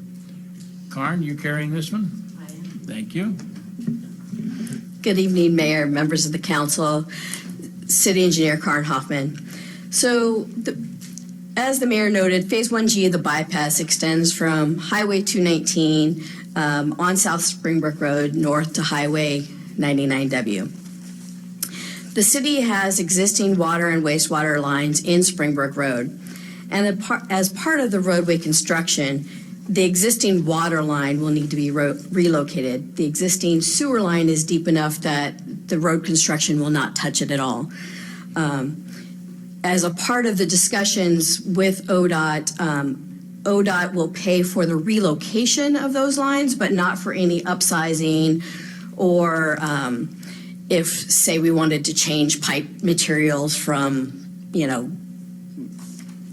plastic to ductile iron or whatever those case may be. They will strictly pay for the relocation costs as a part of the project. So they would not pay or will not pay for any upsizing and never agreed to as far as I'm aware. The existing water line in Springbrook Road is 15 inches in diameter. The previous 5-year CIP did include upsizing this line based on the 2007 master plan.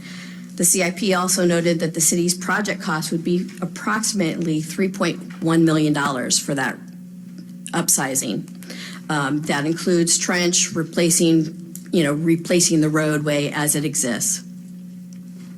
So prior to starting the design on the utility relocation and or upsizing in Springbrook Road, staff reviewed the CIP, the master plans, water, sewer, reuse master plans, and the existing need for upsizing the water line, the sewer line, and the installation of that reuse line. So the 2007 sewerage master plan calls for upsizing construction of the sewer line in 2025. That's assuming that the entire UGB and the URAs, urban reserve areas, were completely built out. That was the assumption that was made, is that in 2025, the entire UGB would be built out and then the sewer line would need to be upsized to serve that development. Obviously that growth has not happened at this point. So that's one of the things that we'll look at when we look at the water or wastewater master plan in next fiscal year is what truly are those growth assumptions? What should they be based on the new UGBs that we have, the fact that the URAs have gone away, all of those pieces of the puzzle, all of those planning level assumptions have to change and are different than what was adopted in 2007. So based on conversations with the entire Public Works team, we did flow monitoring and talked with the guys that are out there maintaining both the pipe and the plant. It was determined that the Springbrook Road wastewater improvements were not needed until that development occurred in that upstream basin. In that instance, that means most of the area on the north end of Springbrook Road would have to develop for a need to occur for the upsizing of this pipe. The existing pipe runs about a third to a half full in most circumstances. There have been 2 overflow incidences that have been observed that were caused by I&I, not wastewater flow. So as the council is aware, the city is embarking on an I&I program to try and take care of those. and we will be focusing a lot of our efforts in the Springbrook Basin over the next year or so to try and take care of that I&I issue. So it was determined that the wastewater line was not necessary at this point in time. The extension of the reuse water line in Springbrook Road was also delayed until a master plan study was completed as part of the existing water system master plan update that's currently underway. So then, because the roadway project was completely moving the water line and ODOT will pay for that portion of the work, it was reasonable to consider go ahead and upsizing that water line as it was being moved at this stage in the game. So the city will be paying a fourth to a third of the total construction project costs of that work. So the CIP that was proposed was discussed in the budget committee process and then at the June 15th council meeting. Questions were specifically asked about the waterline project in Springbrook Road.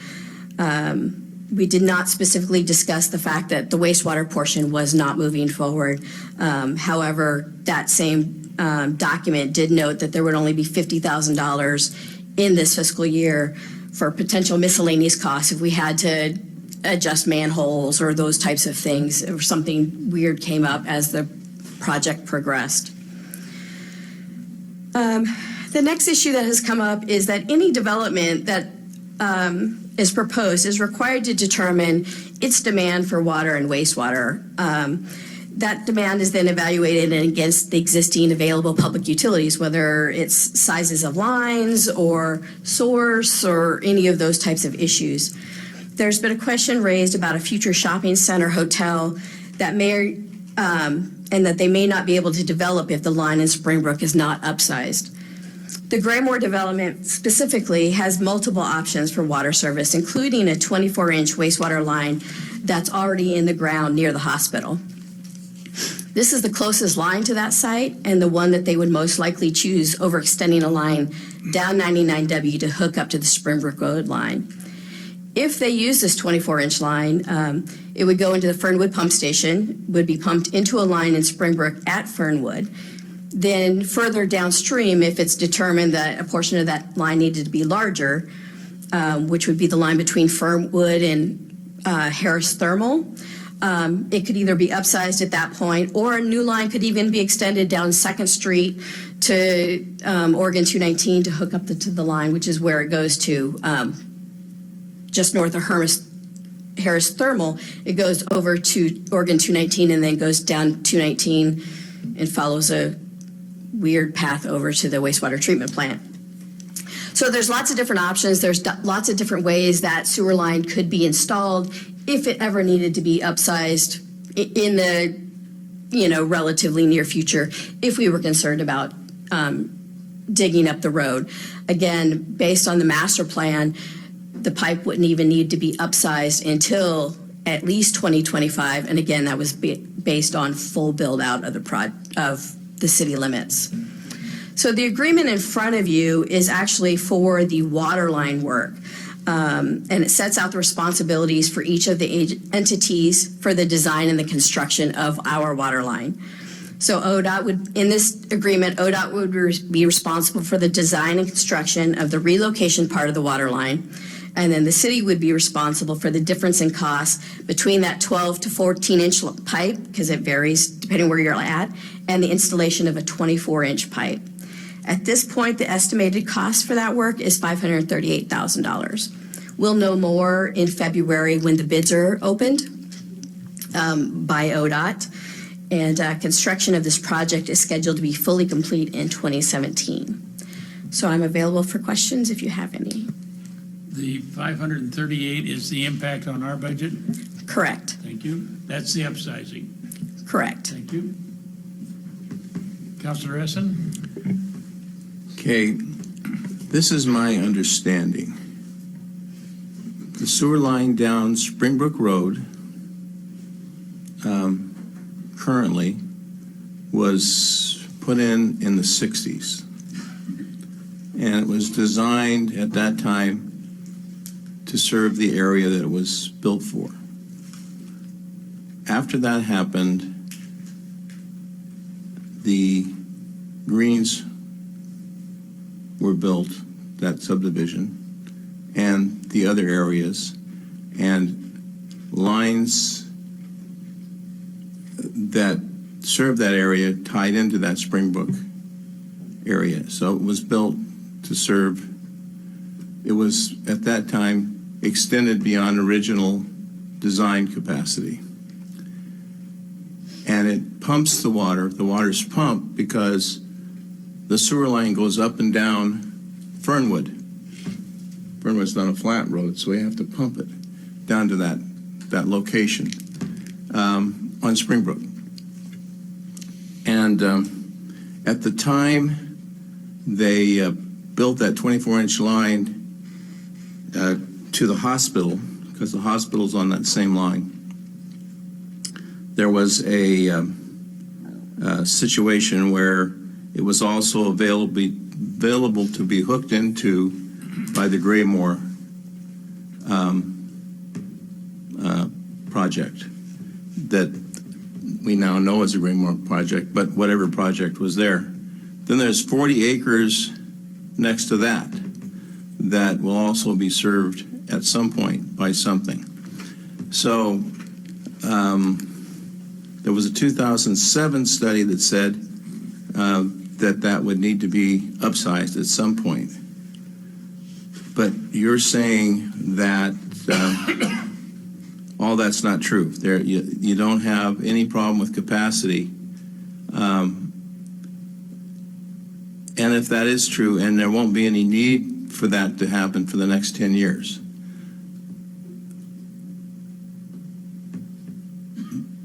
that may well be. I don't know. If you say it, why would you lie? But the fact that we did have two incidences where sewage was coming out of those lines and going into ditches and into the apartments indicate that the lines are very close to capacity at some point, and they were designed,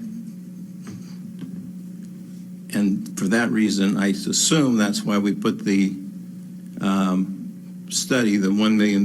Now, it was a $680,000 project that we voted on was it about 18 months ago? And at that point, we were designing the sewer line to be moved. And so there must have been some reason we thought that was worth doing. And then I understand it was increased to just under $1 million, that project. And it was decided, and the way I understood it was one of the real reasons why that didn't happen was there was a requirement by the state, by ODOT, to get this done in such a short time frame that it really wouldn't be practical to try to get it done. And therefore, it couldn't be done, essentially, that we felt that it really couldn't be done. And therefore, it was decided that not only for the reasons that we've talked about here, but by other needs that the city has in other parts of town, that maybe we should do a study. And we'll be doing the study according to what I heard from Jay in about 18 months to take a look at if there's some other ways of doing this.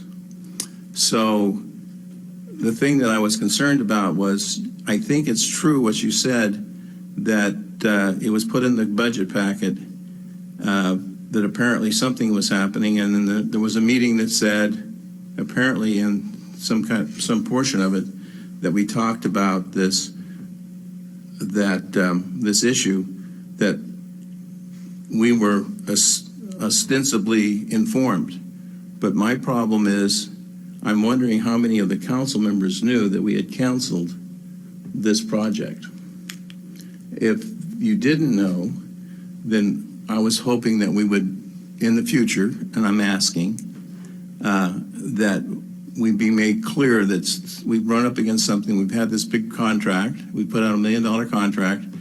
We're not going to perform it. The only portion we're going to do is the water line, and we're going to study this so that we're aware. Now, on, say, the reuse line, we found other ways to do that, so you can save that money. And I was working on this project at the request of Larry Anderson, who is our former city engineer.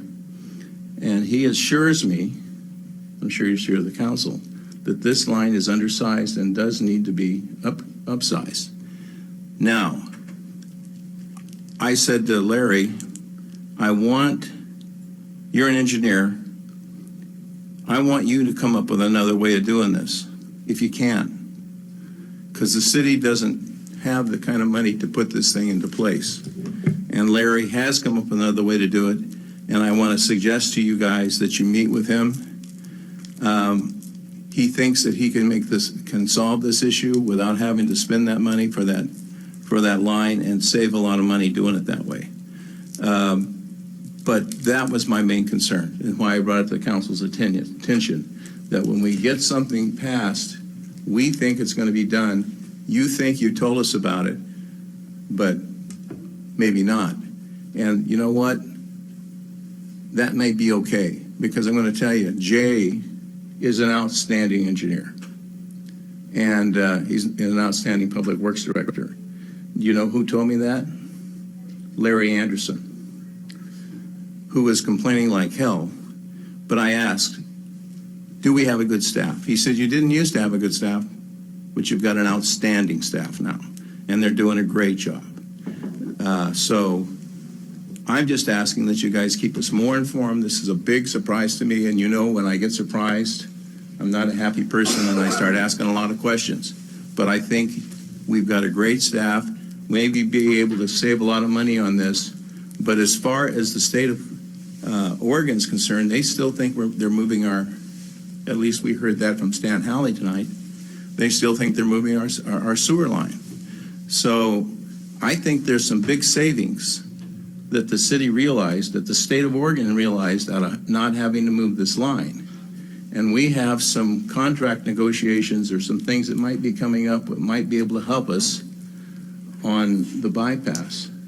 So I think this is all important that we all understand if we communicate. And I'm going to tell you that I think it can be done, but you guys are communicating, I guess, with Doug on how this might impact, say, a project that has a hotel in it. So that you make sure that you guys are communicating together on this, because that's what's going to be hard to do. You're making the decision, Doug's out negotiating. I mean, this is a tough job you guys have, and I want to think that you're doing a great job. But that's the biggest concern I have, is council not being informed. And there's the question is that something that seems reasonable?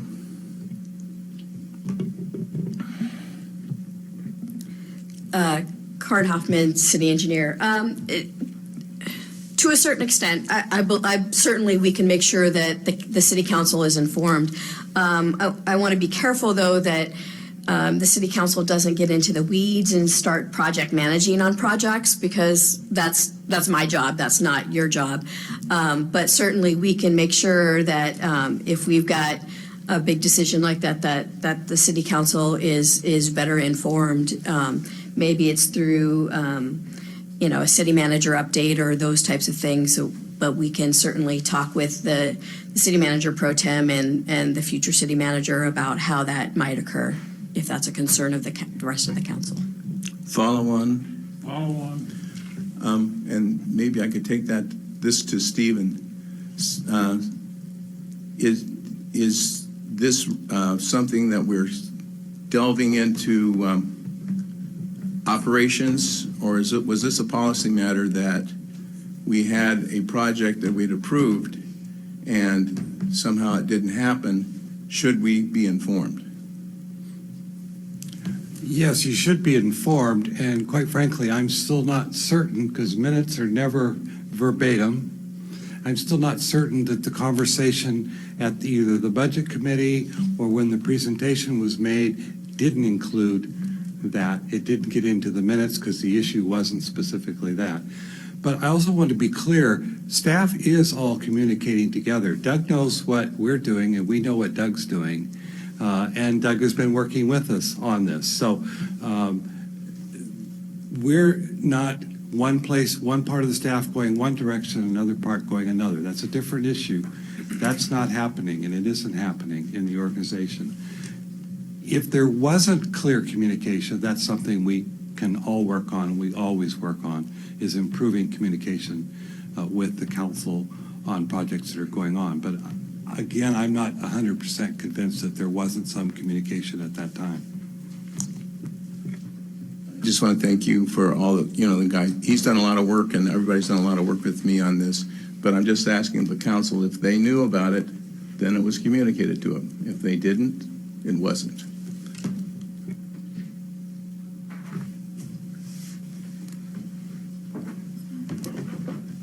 Are you asking the council? That's a rhetorical question. Thank you. Councilor McKinney?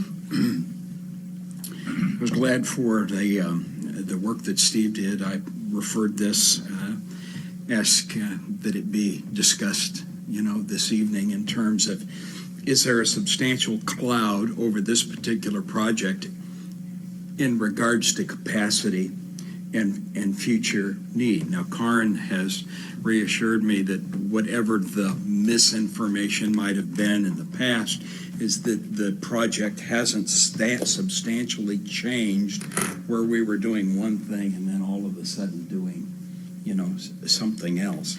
So I appreciate the staff's response in this particular matter. The worst case scenario is that you get Springbrook all finished, from north to south, and then all of a sudden you discover the water line wasn't big enough, the sewer wasn't big enough, and everything, except now the sewer is buried under 5 feet of earth and everything else. So the council wants to be informed, and they want to be assured of the fact is that point A goes to point B, and point B goes to point C, and so forth here. The one question that I think that remains unanswered here is what happened to reuse and that line. Because, quite frankly, the council's looking forward to the day that the Allison and all of those projects and other things up there have access to reuse. I'm looking forward to the day that where you expand your reuse by 2, we're already, set to add a whole filtering system up there and go from 1 million gallons a day to 2 million a day or whatever. Tell me about reuse going up and down Springbrook. So the reuse system is actually, we're looking at that as part of the water system master plan that's currently ongoing. We're looking at feasibility, we're looking at locations of probable and possible users, and where the best place to spend our capital investment might be. Unfortunately, when that first conceptual master plan was put into place, at the time, the users were looked at as, although the golf course was in there, it was George Fox University, the high school, the cemetery, those types of things. And at the time, the location of the main transmission pipe was supposed to be somewhere between Winooski and Oregon 219 to move up kind of in a central location to supply the areas, George Fox, the high school, those types of things. That line was not installed in that location. It went over to the east down Wilsonville Road to serve the golf course. So that's really the only place it goes at this point in time. So that kind of early master plan is somewhat a moot point because we didn't follow that process when we built that line, if that makes sense. So what I've asked our consultants to do is, okay, who are our other possible users? Is George Fox still on board? All of those other things. And how do we best get the pipe where we need it to go to serve those folks? The other piece that we have been talking with Doug, I've mentioned it a couple of times, is getting some industrial users that could use it for production purposes. That's where we would really see the biggest bang for the buck, because they would need it year round versus right now we're using it just in the summertime, and we have to maintain that system all year round, although we don't have anybody using it in the winter time. So that's a struggle just for our operations staff. So we're looking at all of those pieces of the puzzle. The reuse line was actually going in the sidewalk outside of the roadway system. So assuming that that's still the right place to bring it up Springbrook Road, we can still do that without digging up the roadway and everything outside the curb will still be under our jurisdiction and control. You'll see that if we ever actually get an IGA for the overall bypass. So curb to curb would be the responsibility of ODOT. Everything outside the curb would be our responsibility. And we could, if that was still the right location, we could certainly put that reuse line in either in the planter strip or underneath the sidewalk if need be. Councilor Essen?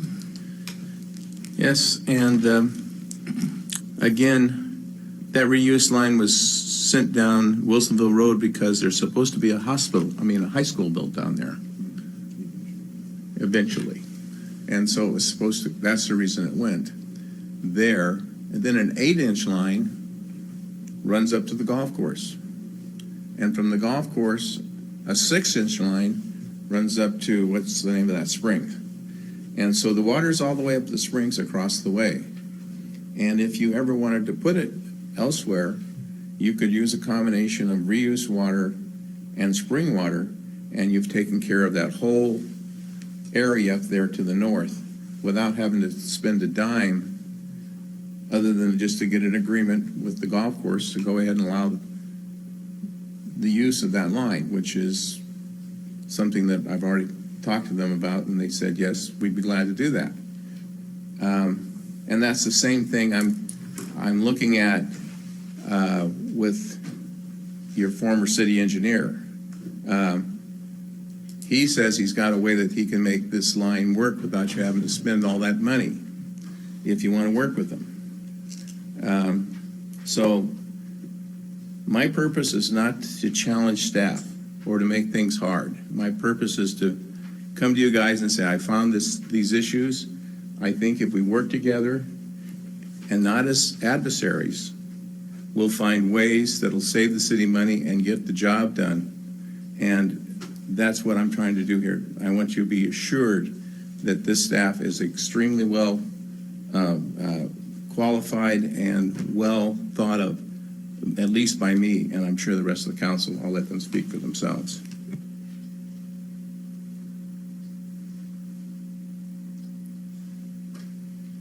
To the resolution, 2016-3250.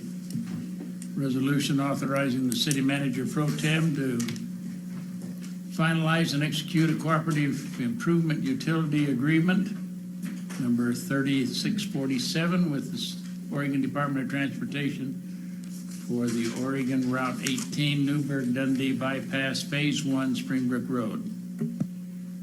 Pleasure of the council. Move adoption of the resolution. It's been moved adoption of the resolution, and that's been seconded. Corey? Essen and Corey? Thank you. Is there any further discussion? Question's been called for. No further discussion. All in favor signify by saying aye. Aye. Those opposed, same sign. None appearing. Resolution 2016-3250 passes. And with that, we move to a resolution 2016-3252, a resolution accepting a grant award from the Department of Land Conservation and Development and authorizing the city manager pro tem to execute a grant agreement, or grant documents. Before we do that, I want to come back to the previous resolution, 2016-3250, and this is for the city recorder. I think we have a Scribner error in the be it resolved. The city council does hereby authorize the city manager pro tem to finalize and execute an agreement, or an. I think we want to delete the D. It's just a Scribner error. All right. Mr. Rux, okay, yes. Thank you, Mayor, council members. Doug Rux, Community Development Director. As the mayor indicated, what you have is a resolution in front of you that would accept a grant award from the Department of Land Conservation and Development in the amount of $30,000 to begin the process down the streamlined urban growth boundary program. Back in September 2008, we came before you with a resolution looking for the council's support to submit an application for this technical assistance grant. At that time, that application, and we were clear, we pulled it up, was to seek funds to do an economic opportunities analysis and a housing needs assessment analysis. Subsequently, the Land Conservation and Development Commission has adopted a new administrative rule for a streamlined urban growth boundary. In our grant application to DLCD, they've indicated they do not want to fund an EOA and an HNA, and that their desires for communities to use the new streamline program. So we've had negotiations with them since December when we started. We got the word that we were going to be getting some grant funds if we wanted them, and what that particular scope of work would be. And that scope would generally look at a visioning process and community involvement to look at our comprehensive plan for goals and policies, for residential and employment lands within the community, to do a buildable lands inventory for both residential and employment land, to establish a study area for potential urban growth boundary review in the future, and then to develop basically some comprehensive plan readiness documents that would implement that. The reason this only goes that far and stops is the fact that we need a population number from Center for Population Research at Portland State University. That number will not come along until June or July of 2017. But at least we could get through these first steps of the process. At the end, as we talked about in work session, you have another juncture or a road, a fork in the road, that could say you could either want to go down the traditional method for an urban growth boundary, and the data we would generate would be usable for them. Probably, and more than likely, we would have to self-fund all of that. The work session we talked about, that could be in the $80,000 range. Or you could go down the streamlined method, where we would try to seek some additional grant funds if DLCD gets funded for additional technical assistance out of their next biennium, to try to go through the process to finish the streamline. Otherwise, we would have to look for internal sources. So what staff is recommending is that council adopt resolution number 2016-3252 to accept the grant and authorize city manager pro tem to execute the documents. Questions from the councilors? Comments from the councilors? This is the road less traveled. Pleasure of the council. Move to adopt resolution 2016-3252. Second. It's been seconded, and oh my goodness. We'll give it to Bacon. Bacon. Give him swords. Now, is there any further discussion?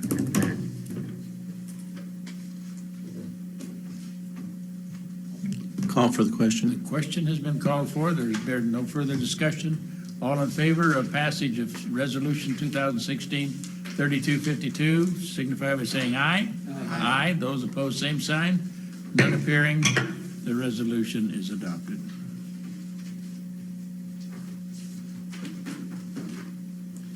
And with that, we're going to be moving into council business. Thank you, Doug. Don't run away. And okay. You're presenting all the financials. Councilor McKinney, did you get your question answered?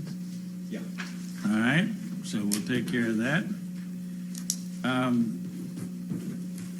Councilor Rourke asked if we would do a quick update, and between, I'm asking Mr. Rux and myself, and a quick and dirty, and we'll even get the city manager involved here, as to the outcome of the meeting at the Board of Commissioners for Clackamas County this morning.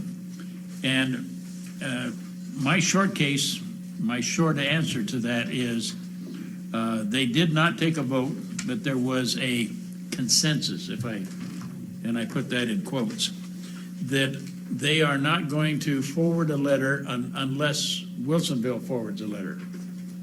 They will not, as I understood it, they are planning on, if Wilsonville wants to do a letter and the city council adopts a letter, then Clackamas County Board of Commissioners would draft a similar letter and accompany that or go along with them on that.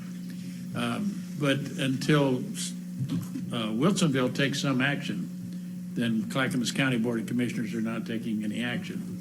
A couple of things came out of that. One, they were not terribly interested in what Yamhill County Board of Commissioners is doing. They can do their own thing. They may send in their own letter, whatever it is. We don't care. The other one is there was kind of a hint that much of the concern that is really they feel whether that's a majority or not, I don't know. They feel that they have an obligation to support Wilsonville in Clackamas County. Okay, I can accept that. But there's kind of a hint, I'm almost afraid to say it, that there may be some ongoing angst that the city of Wilsonville has with ODOT.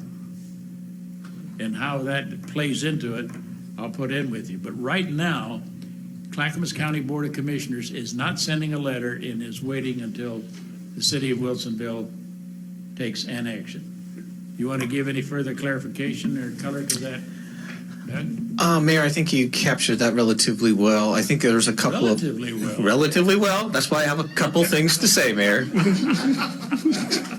Shouldn't ask me to come up and sit and speak.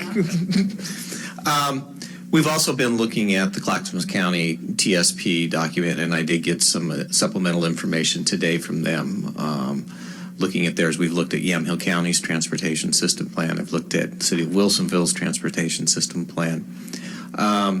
We've also had some conversations with ODOT based upon the Planning Commission's recommendation that was shared with you this morning, and ODOT indicating that they're willing to participate as a group in some type of discussion to find a solution. Mr. Halley was here earlier this evening. I had a conversation with him this afternoon as well, and the Lad Hill Neighborhood Association is also interested and willing to participate in a discussion. We have a phone call into the city of Wilsonville to have a conversation with them about where they're at. I had one last week, trying to confirm last week's conversation with what we heard this morning to see how that all might come together. So there are pieces of this puzzle that aren't all in place yet, but at least the parties, and there would be 6 effectively in some type of discussion to looking for a resolution to the issue about Wilsonville Road and the bypass. Can you name those 6? ODOT, City of Newberg, Yamhill County, Lad Hill Neighborhood Association, City of Wilsonville, and Clackamas County.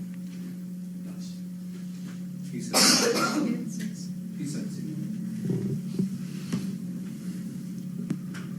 Mr. Rhodes, you want to add anything to that? Yes, City Manager Rhodes.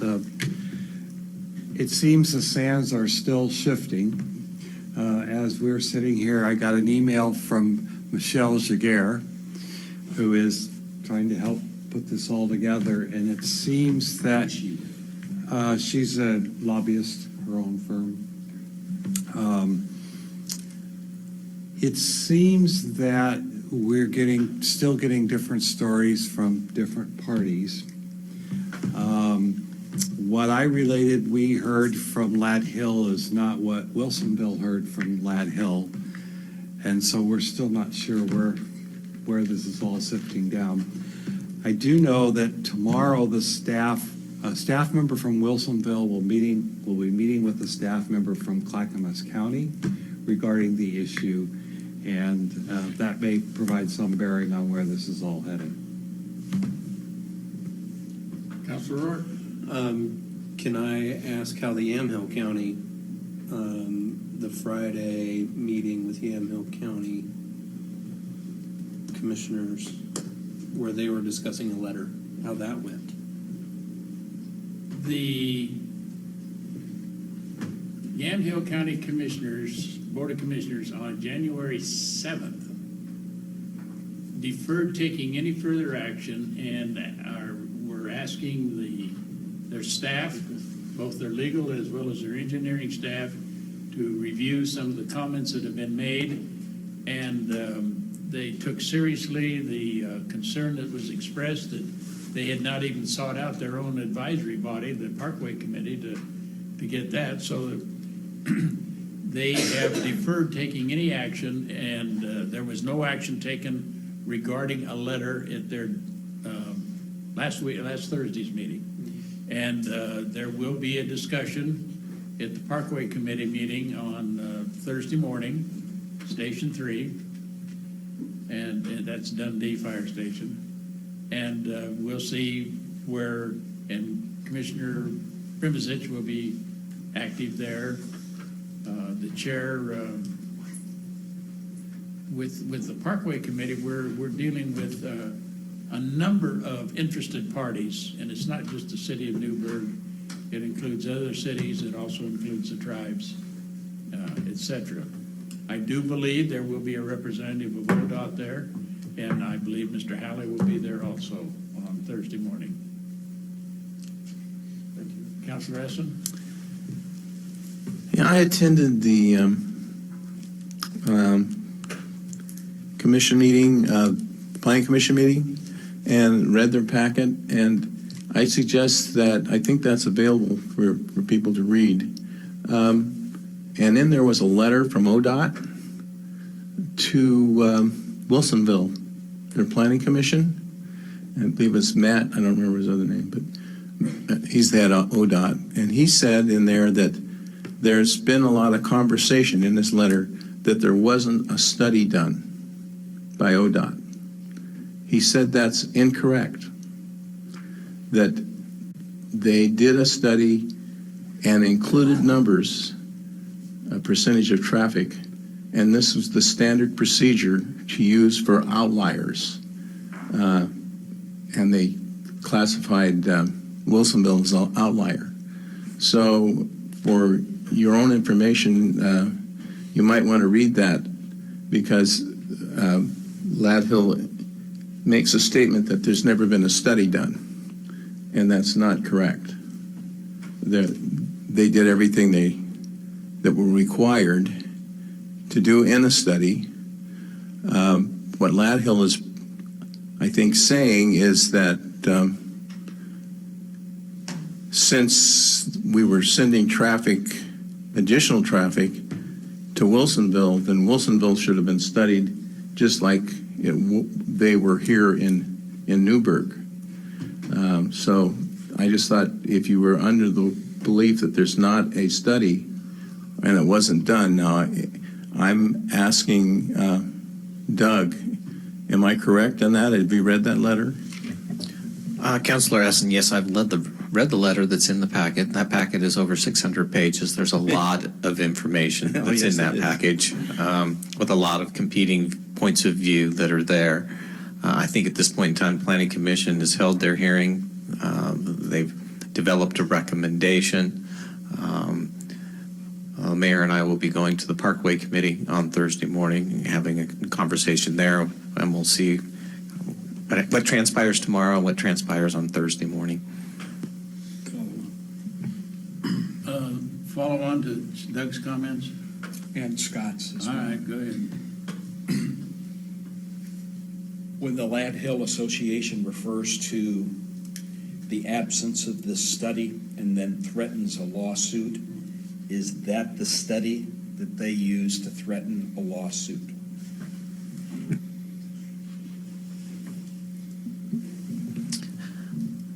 Councilor McKinney, I think generally speaking is that the Ladhill group has submitted material into the record of the Planning Commission indicating that the traffic analysis that was done for the bypass was insufficient and inadequate and did not go far enough to the east.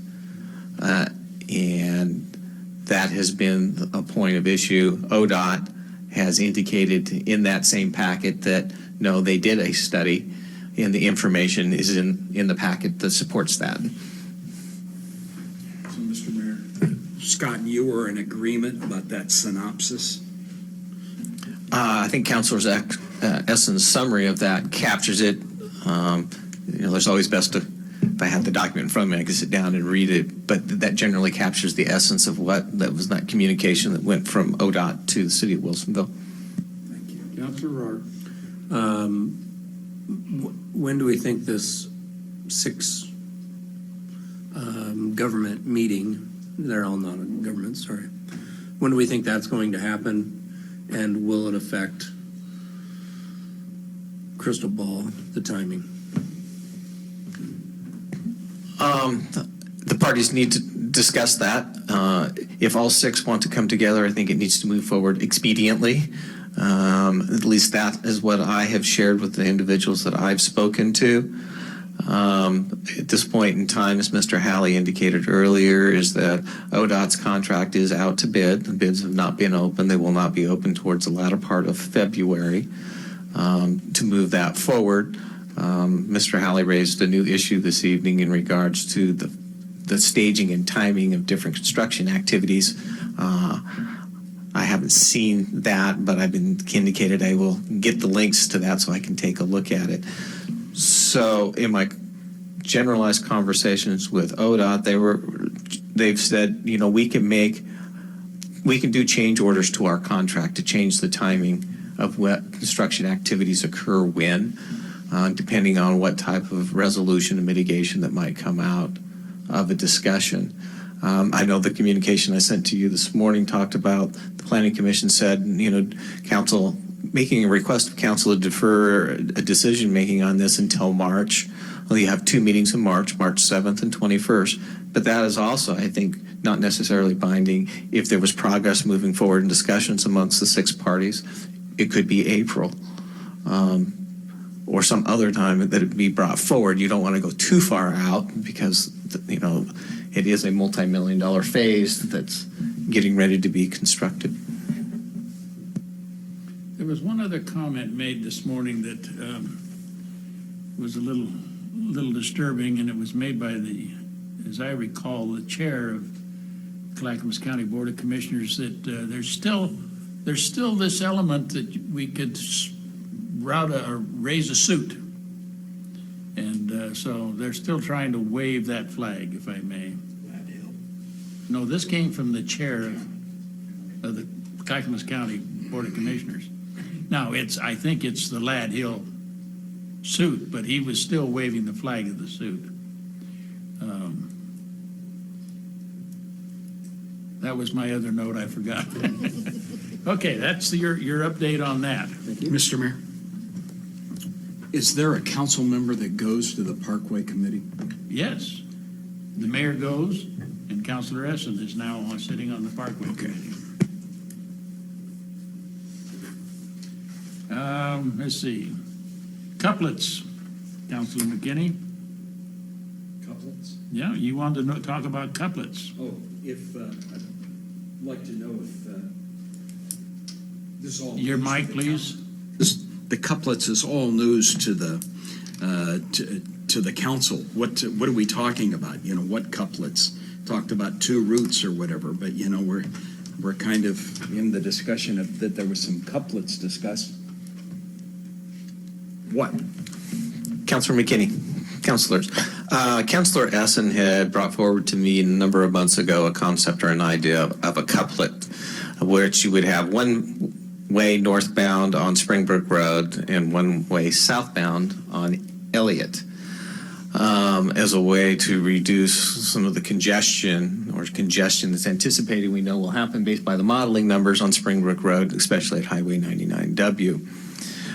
So that generalized concept. So if you remember what's occurring with the bypass now is there's a double left turn lane that will occur on 99 to do the southbound movement onto Springbrook. Springbrook will be developed as a 3-lane cross-section, travel lane in each direction with a center turn lane. It will have a traffic light at Hayes, at Fernwood, and at 219. At 219, there's another double left-hand turn that takes you southbound onto Highway 219, and then you go south, and then you come to the bypass intersection itself. So Councilor Essen raised the idea about, well, if you had one way northbound on Springbrook Road, where you have 2 lanes or so, or maybe 3, and then you went over to Elliott, and you could have the southbound movement occurring down through there. Well, that also then would require modifications to the intersection configuration somehow at Elliott, 2nd, and Highway 219. There was some early discussions about the possibility of, it might take out a portion or one of the buildings at CPRD. That actually, I raised that question with the ODOT staff at one point in time. And again, this is a summary. I don't have my notes in front of me, but it was that, well, that was outside of the NEPA process and the EIS process to go that far to the west to go to Elliott Street. And that would reopen. You'd have to reopen that NEPA process in order to look at that alternative. And then the question was, where did the funds come from? To be able to do something like that, because in a general theory it would be you'd have to have a double left now that would move down to Elliott. So then what impacts would that have? So you have basically a Berkshire Hathaway sits at the northeast corner. You have a new retail complex going at the northwest. You've got Lauren Berg on the southeast, and you've got Izzy's on the other one. And then you also have industrial businesses kind of sitting behind some of the commercial. It's kind of a mix of commercial and industrial down that particular roadway. And nobody's looked at what those impacts might be on businesses. Could the existing 3-lane cross-section work there? How do you realign the intersection at Elliott, 219 and 2nd Street? What might that need to look like? And that's really all the further the conversation has went. Councilor Essen had shared with me that he had asked ODOT, shared that information and concept with ODOT, and ODOT was going to look at it. But as Councilor indicated, I had not heard an official response back. The piece I heard is, as I told you, that's outside of the NEPA and the EIS process that was already done for the bypass. That answer your question? It's all as clear as mud.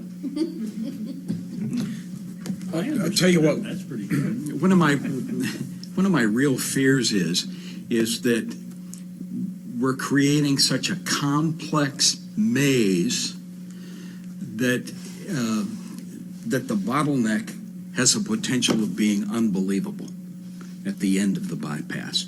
And I have yet to see anything described on paper that a double left here, a triple right here. Then you go up and then you go down, you're going to circle around, and I'm still back to my question, is that where's the city of Newberg going to put a turnaround to the south and a cul-de-sac to the north to be able to avoid these mazes? So it's just turned into gobbledygook as far as I'm concerned in terms of what kind of maze is going to be created to get people and allow them to transition smoothly northeast, south, and west. Well, Councilor, ultimately the answer comes building the east leg of the bypass and going from 219 to Highway 99 up by Corral Creek and getting that interchange and then actually having an interchange at 219 and the bypass that actually has a bridge that goes over 219 to make that connection so that you are actually making that flow through movement. Of course, we know that that's a hundreds of millions of dollar project, and it's finding the money. So through the FAST, the federal FAST program, the new transportation legislation that was passed, of course, it's a high priority corridor. There's some confusion that's out there about what that specifically means. So it's got a designation that ranks it higher than other projects. It does not come with an earmark of funds because the federal government doesn't do earmarks anymore. But there is, in the future, discretionary funds that are available that you would have to compete for to try to get funding in order to build that east leg from 219 up to Highway 99 through that area. I've had a variety of different organizations and groups say, yes, we all support building the east leg of the bypass. The question is, how do we coalesce all that around? The mayor and Councilor Essen are now on the Parkway Committee. How do you make that all happen to be able to get the funds to start to do the design, do the design or right-of-way acquisition to actually get to the construction? Councilor Essen? Could I do a quick drawing to kind of let you guys understand what the design is supposed to do for why they did what they did, why they moved Dundee traffic jam down to 219? It'll take about 2 seconds to show you, and then you'd really understand. Let me just do it real quick. Let's not get bogged down with that tonight. 2 seconds. What did I just say? What did I just say? You, but what I'm trying to show you is what's going to happen when we get to our place. Now we're going to have traffic going this way, and down Wilsonville Road. So instead of just having one way to go, you got three. I'm going to put us in recess. We are recessed. I'm through. You are. Are you ready to reconvene?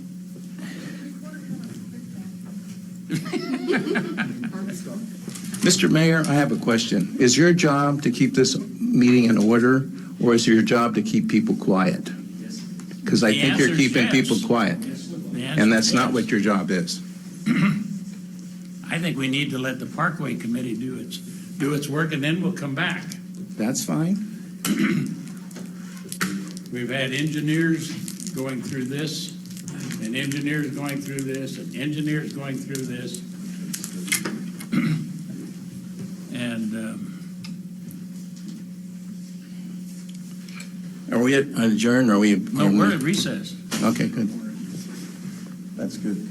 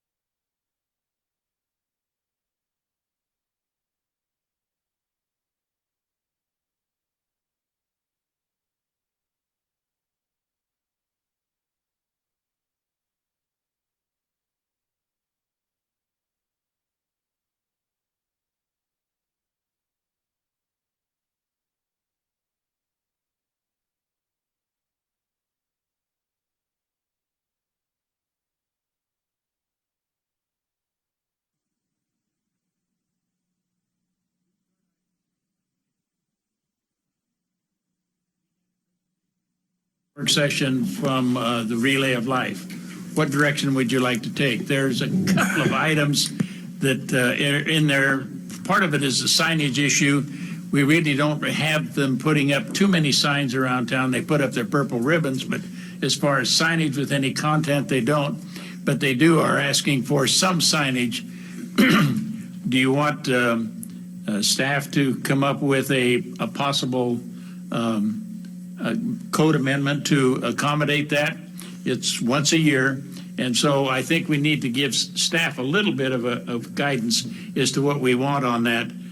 But I would want them to be working with that team to make sure it is a reasonable, a reasonable request that they're asking for as they look at a festival day to get that into as a code amendment. So are we in consensus looking at be willing to do that?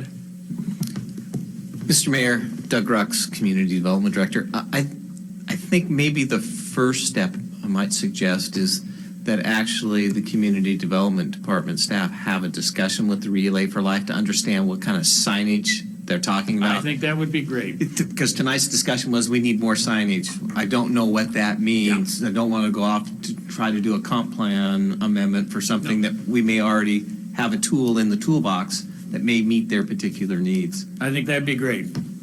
You have their names. You can get their names from the city recorder. I will get. If you would reach out, I would sincerely appreciate that. I think the second piece to that question was about designation as a festival. That's a different process. And so the council has done two things that I'm aware of in the past. The Camellia Festival was designated as a city festival, and you recently, the First Fridays, correct, as a city festival. So there, it would be that the Relay for Life would want to submit a letter. It could either come to myself, could come to the city manager. That would put it in a queue then for us to bring to you in one of your regular business sessions if you want to designate Relay for Life as a festival in the city or not. So we've got some protocols already in place for that. I talked to the Relay for Life group about that's the normal step that we take, or we would take. Okay, and you've made that or will make that contact? I've already made it once, but I will follow up again. Thank you, I appreciate that. And the last one was, I want to compliment those that were attending, is I believe we had a very successful Martin Luther King Jr. event yesterday, late afternoon, early evening at the Cultural Center. And I'm going to guess my head count, I tried counting feet and dividing by 2 and I didn't get very far. But I guess that we had about between 300 and 400 people, probably closer to 350, nudging towards 400. We had a good full room, the use of that ballroom, and good presentations. A young lady from George Fox did a very nice job. The keynote speaker from Northwest Christian did a very nice job in trying to get us to focus on where we should be today. And I think it was a very successful event. Those of you that didn't make it, you missed a good program. Those of you that did make it, thank you for being there. I think you were well seen, believe me. And we had a special visitor. For the first time in a while, we actually had Senator Thatcher here that visited at that last night. Showed up. And that's all I have that I wanted to take. I did want to do that report because I think they did a good job with that program, and it is getting progressively better every year. I will say this, having worked with them for, I think this is what, the 5th year? It is the 5th year. And it has just been progressively better every year. A good crew, a good planning crew. Anything else for the good of the order? Make a motion to adjourn. You will go ahead and make it. We are adjourned. 07:30 Thursday. Yeah. Okay.